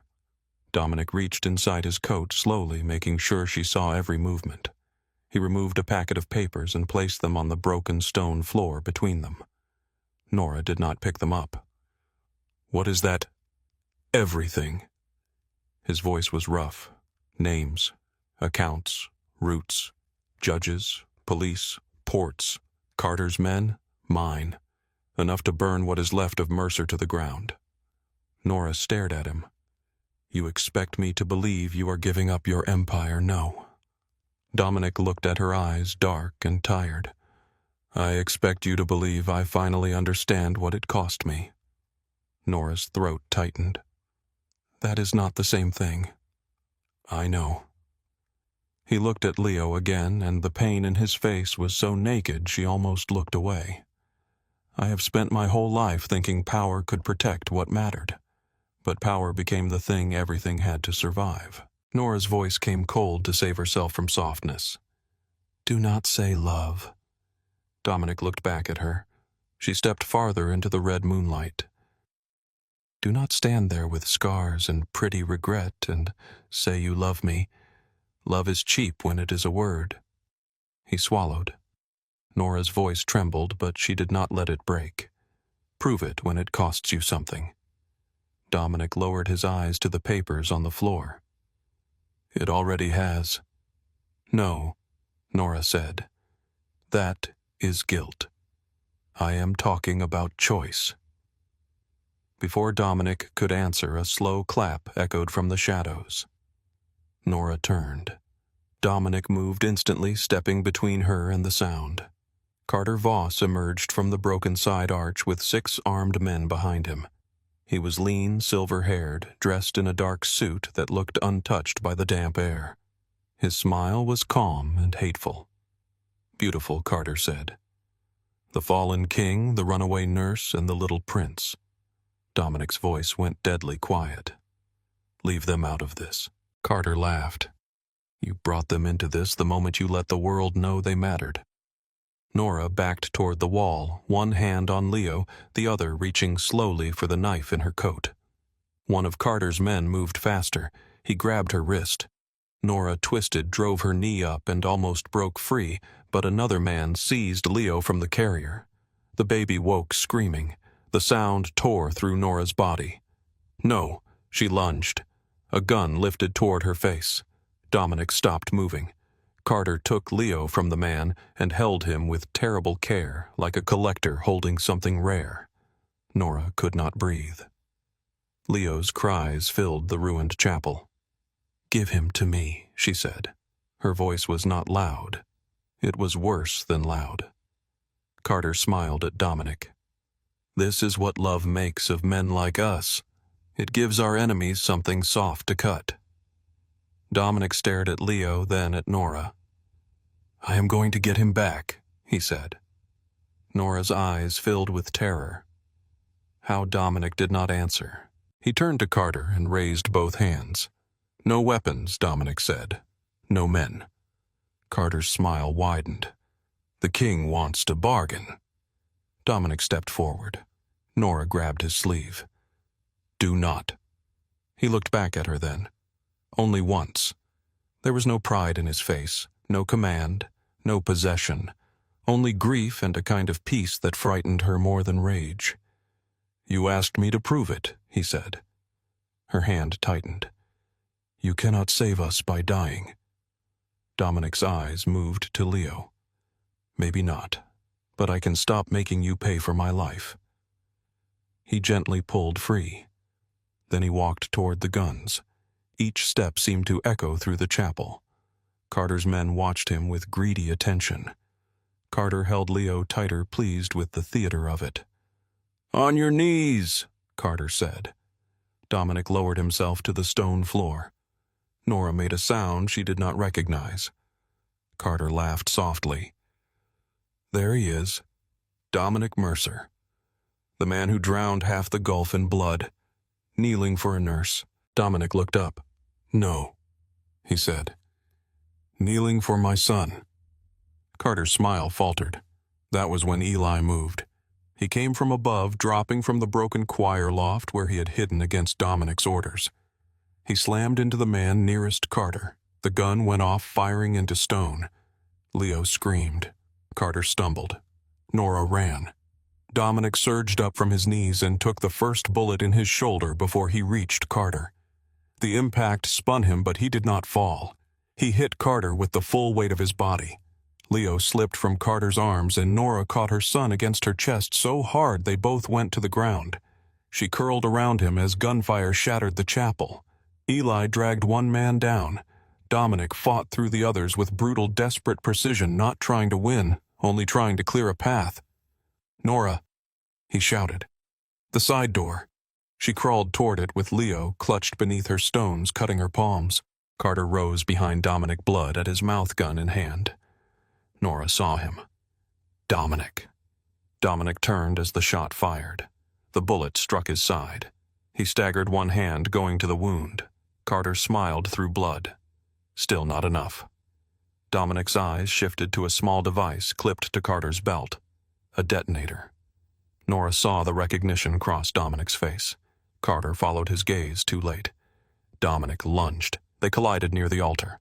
Carter cursed, raising the gun again.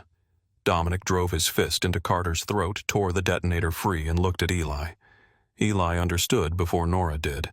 His face went white. "Dom, no." Dominic pressed the device in his bloody hand. Outside the chapel, somewhere near the water, Carter's hidden weapons cache answered with a low electric hum that Nora felt in her bones before she heard anything. Dominic turned to Nora. "Run! No! Run!" This time it was not a command from a boss. It was a plea from a father. Eli grabbed Nora under one arm and pulled her toward the side door as she fought him with Leo crying between them. "Let me go," she sobbed. "Let me go." Dominic stood in the red moonlight, blood darkening his coat.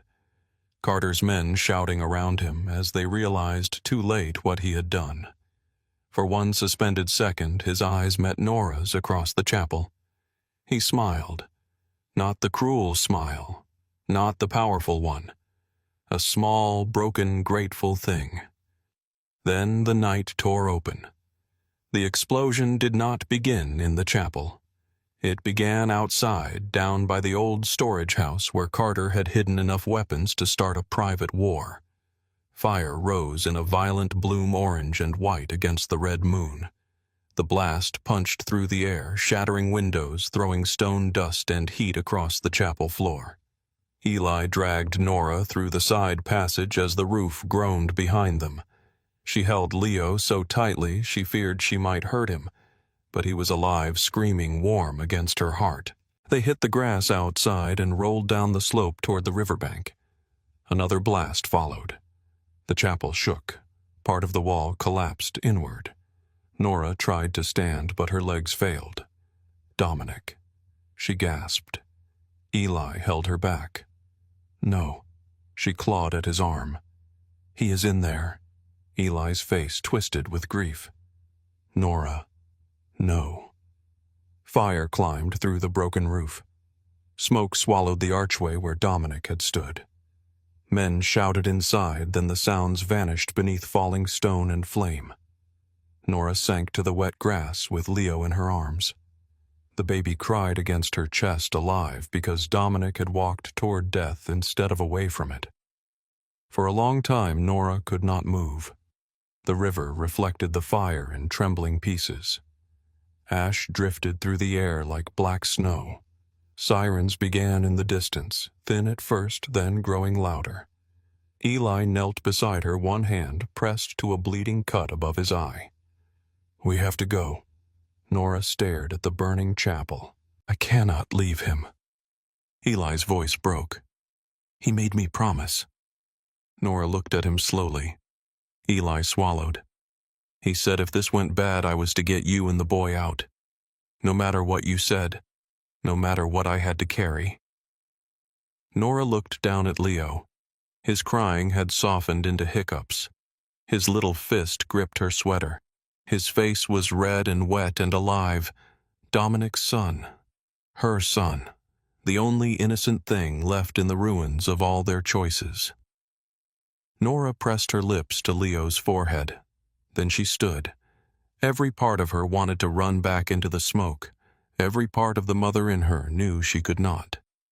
Eli led her through the trees to a waiting car hidden off the road. Not Black, not Mercer. An old blue sedan with rust along the door. Nora climbed into the back seat with Leo in her arms. As the car pulled away, she looked through the rear window. The chapel burned behind them, bright enough to stain the sky. Nora did not cry at first. Shock held her too tightly. Only when the fire disappeared behind the trees did the sound come out of her. Low, broken, torn from somewhere deeper than grief. Leo stirred and she forced herself silent. She rocked him against her chest in the dark back seat while Eli drove without speaking. At dawn, they reached a motel outside Jacksonville. Eli gave her cash, clean clothes, a new phone, and a set of papers. "He arranged these," Eli said. Nora stared at the envelope. Before Eli nodded, her fingers tightened around it. He knew. "No," Eli said quietly. He hoped he was wrong. Nora looked at him then. Eli's eyes were red, but his voice stayed steady because grief, like fear, sometimes had to wait its turn. "He wanted you free. He wanted the boy safe. He wanted you to have a life no Mercer enemy could reach." Nora looked down at Leo, sleeping in her arms. And what did he want for himself, Eli did not answer. That was answer enough. Nora stayed in that motel for 3 days under another name. News reports called the explosion a gang-related fire. Carter Voss was presumed dead. Several unidentified bodies had been recovered from the ruins. Dominic Mercer was missing and believed dead. Believed dead. The words should have brought relief. Instead, they hollowed her. Nora sat on the edge of the bed with Leo sleeping beside her, and the television muted across the room. The screen showed smoke rising over old stone police tape snapping in the wind, reporters speaking with solemn faces about organized crime and a violent end to a long feud. None of them knew Dominic had knelt. None of them knew he had said "my son," as if the words had remade him. None of them knew that a man could be both the wound and the hand that closed it too late. On the 4th morning, Nora packed. She left behind the knife from her coat, the blood-stained sweater, and the name Nora Vale. She kept the blue notebook, Dominic's documents, Leo's hospital bracelet, and the ultrasound photo Eli had found in Dominic's wallet after the chaos. It was creased, worn, nearly soft from being held. Nora touched the handwriting on the back. "Even without a father, this baby will know love." She had written it as a verdict. Now it felt like a promise she had to keep alone. She carried Leo out before sunrise. The world was quiet and pale. At the bus station, she bought a ticket north with cash and sat by the window while Leo slept against her shoulder. As the bus pulled away from Florida, Nora looked at the horizon and let herself remember Dominic one last time as he had stood beneath the blood moon. Not as the boss, not as the man who had humiliated her, not even as the man she had wanted to hate forever. As the father who had finally understood that love meant opening his hands and letting her go. Nora pressed her cheek to Leo's hair. "Your father paid his debt," she whispered. The baby slept on warm and safe in her arms while the road carried them farther from fire, farther from blood, farther from the ruined empire that had almost swallowed them whole. The road carried them farther from fire, farther from blood, farther from the ruined empire that had almost swallowed them whole, and for a long time Nora let the world believe she had vanished for good. 2 years passed in small, quiet pieces, not all at once. Healing never came that way. It arrived in ordinary mornings, in clean sheets, in soup warming on a stove, in the first time Nora slept through a thunderstorm without waking with her hand around a knife. It came in Leo's laughter, bright and wild, spilling through rooms that had never known the sound of armed men. They settled on the Oregon coast in a town where cliffs dropped into gray water, and the air smelled of pine salt and rain. Cannon Beach was far from New Orleans in every way that mattered. No heavy heat, no Garden District mansions, no iron gates shining under porch lights, no black cars idling across the street. Just fog and the morning gulls crying over rooftops and waves beating the shore with steady patience. Nora rented a small cottage behind an old bookstore. The paint peeled in strips near the windows and the roof complained whenever the wind rose, but it had a yard where Leo could run and a kitchen window that looked toward the sea. At night, when the tide was high, Nora could hear the ocean from her bed. The sound helped. It reminded her that some things could be powerful without being cruel. She opened a clinic 6 months after arriving. The Whitaker house sat on the corner of a quiet street near the harbor. It had once been a dentist's office, then a tax preparation shop, then nothing for several years. Nora painted the walls herself, while Leo napped in a playpen near the front desk. The chairs in the waiting room did not match. The coffee machine burned everything it touched. The sign outside was simple blue lettering on white wood: free and low-cost care. Walk-ins welcome. People came slowly at first. A fisherman with a swollen hand, a waitress who could not afford urgent care, a child with an ear infection, a grandmother who said she only needed her blood pressure checked, then cried because her son had not called in 3 months. Nora treated them all. She did not ask for stories people did not want to give. She knew the value of that kind of mercy. Leo grew among bandage boxes and coloring books beneath the soft watch of patients who pretended they were not charmed by him. He had dark hair that curled when it rained and eyes that stopped strangers in doorways. Dominic's eyes. The first time Leo asked about his father, he was sitting on the kitchen floor with a toy ambulance in one hand and a wooden spoon in the other. "Mama," he said, serious as a judge. Nora looked up from folding towels. "Yes, baby. Do I have a daddy?" The towels went still in her hands. Outside, rain moved softly across the windows. Nora had known the question would come. She had practiced answers in her head for months, maybe years. Every version sounded either too kind or too cruel. Leo watched her with Dominic's eyes and her own stubborn chin. Nora set the towel down and sat on the floor across from him. "Yes," she said. "You do." "Where is he?" Nora swallowed. He was a complicated man. Leo frowned. What is complicated? It means there was good in him and bad in him, and sometimes the bad made a terrible mess before the good found its way out. Leo considered this. Did he love me? Nora closed her eyes for 1 second. Then she opened them and told the truest thing she could. At the end, yes, very much. Leo went back to his ambulance. Nora sat there longer than she needed to, listening to the rain, feeling old grief move through her without taking her apart. That was new. There had been a time when Dominic's name was a blade.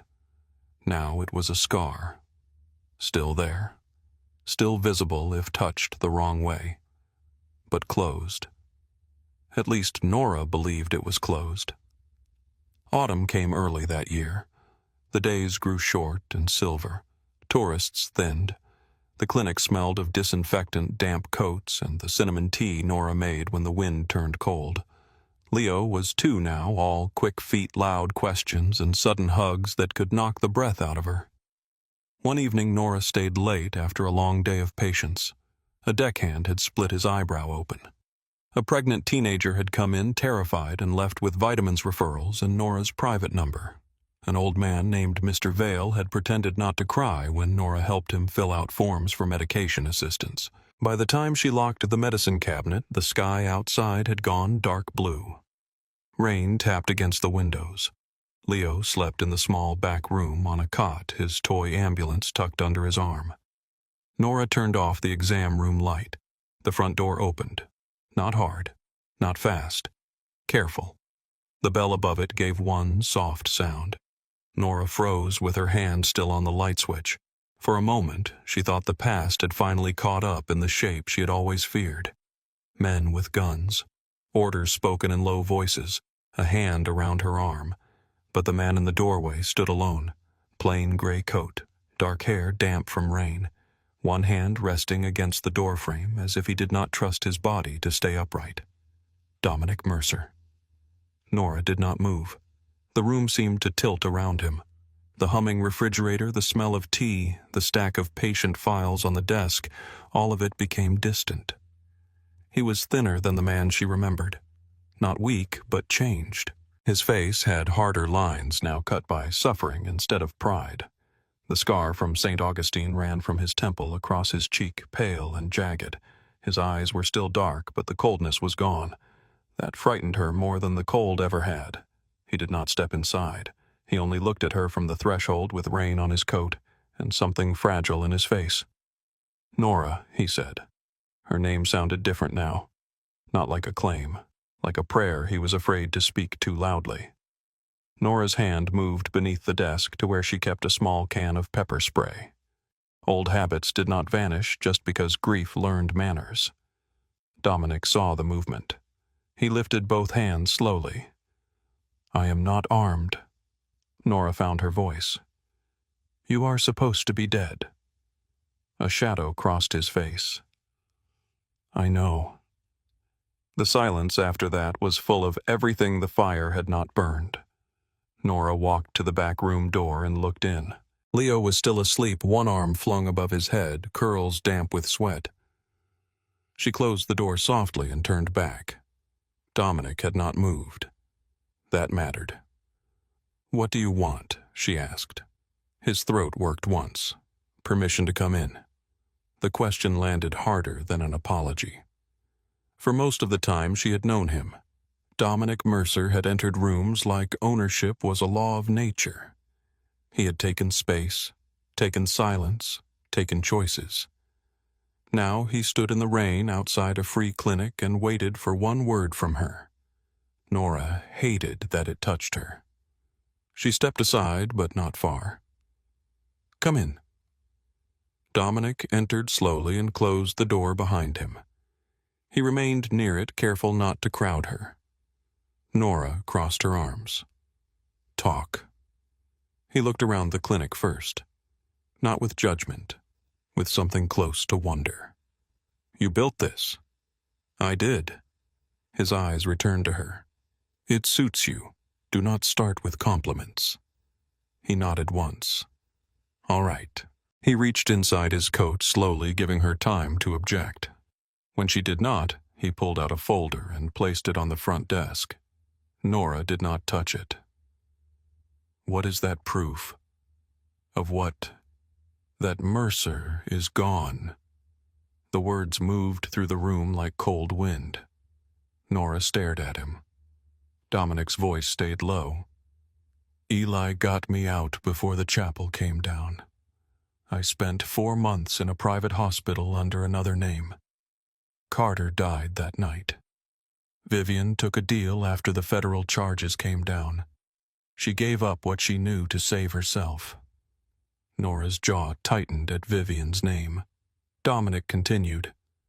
"I gave the government the rest.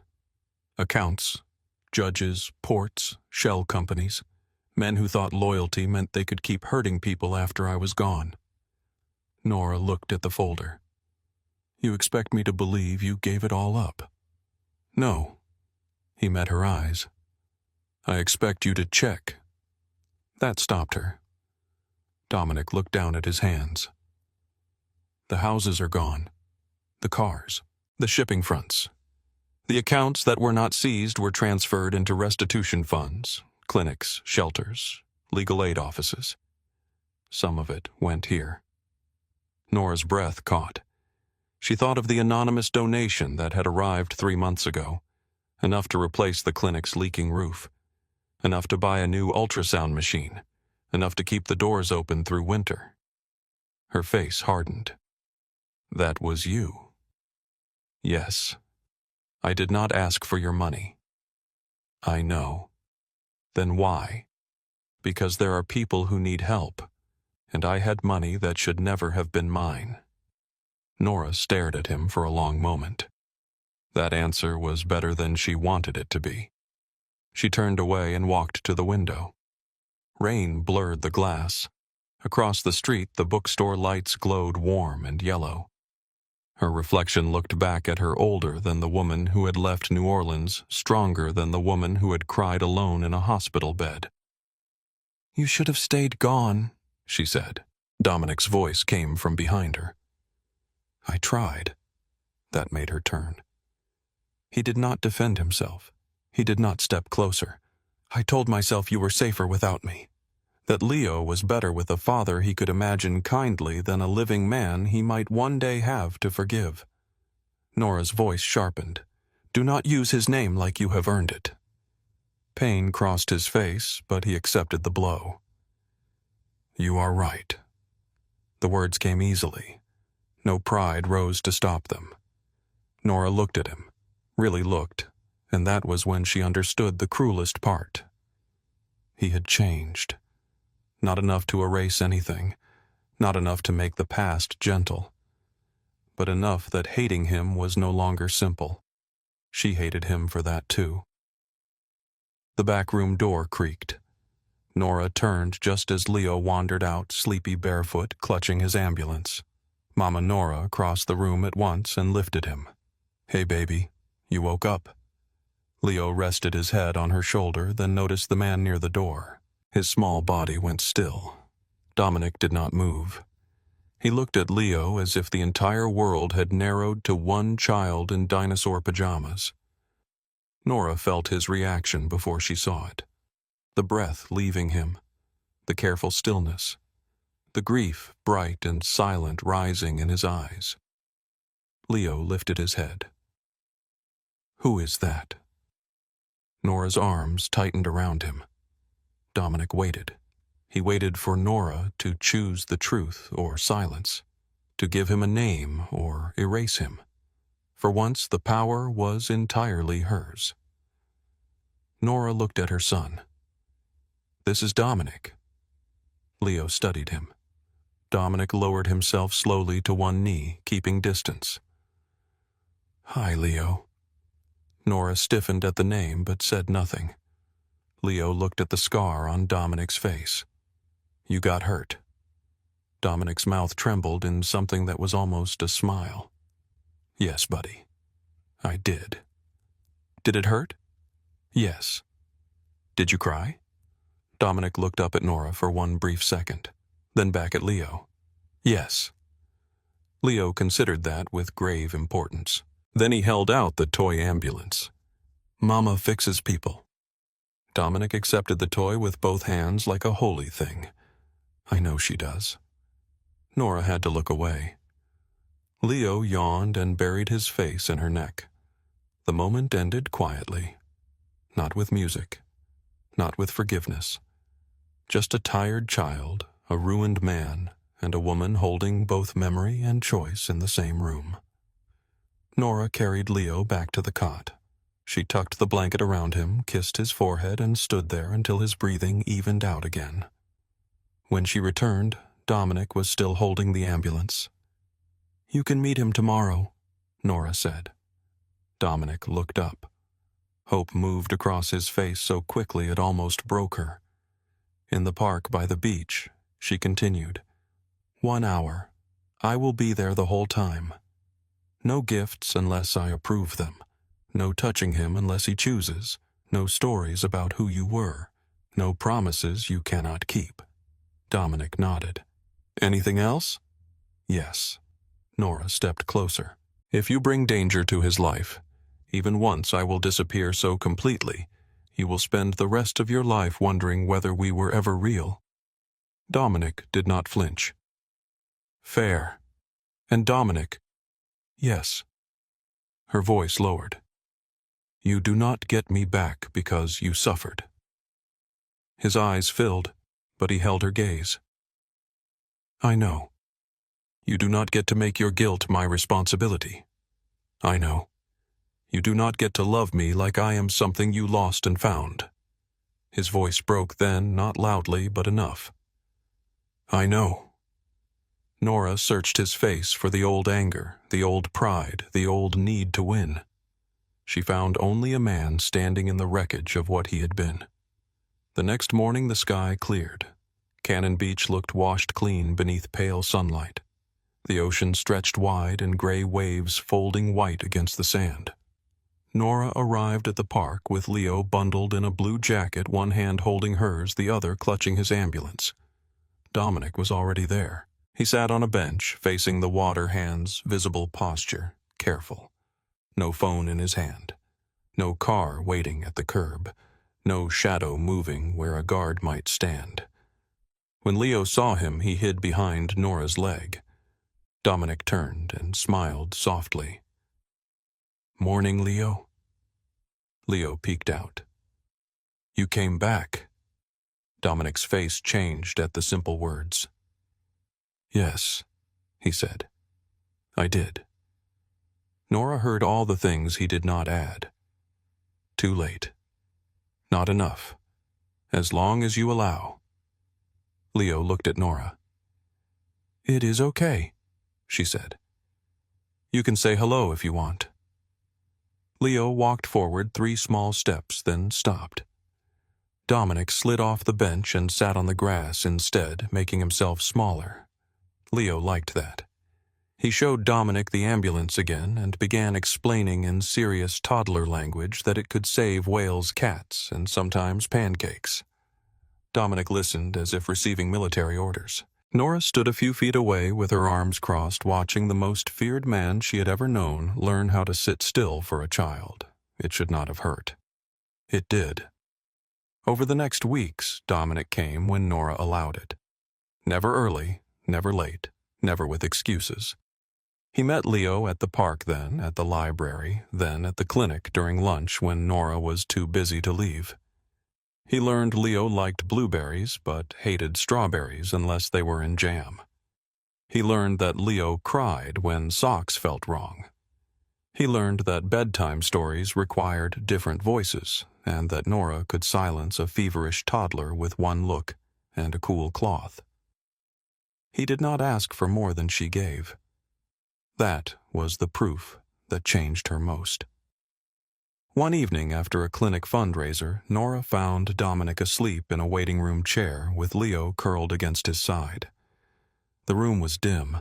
Rain whispered against the windows. Dominic's scar caught the soft light. One of his hands rested near Leo, not holding him down, only close enough to catch him if he slipped.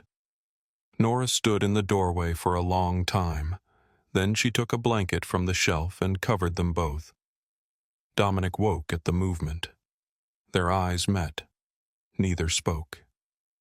There were still things words could not touch. Months passed. The town accepted Dominic the way small towns accept mysteries slowly with suspicion and casseroles.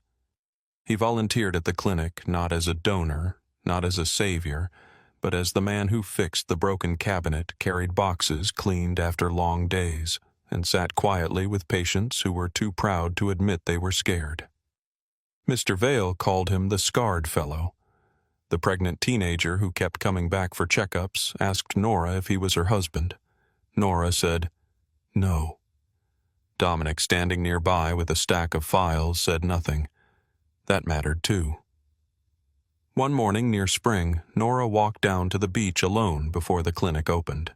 The sky was turning gold over the water. Dominic found her there, but stopped several feet away. "May I stand with you?" Nora looked at the ocean. Yes. He came beside her, leaving space. For a while, waves did the talking. Then Dominic said, "I do not expect you to love me again." Good. A faint breath left him. Not quite a laugh, not quite pain. Nora watched the tide pull back from the sand.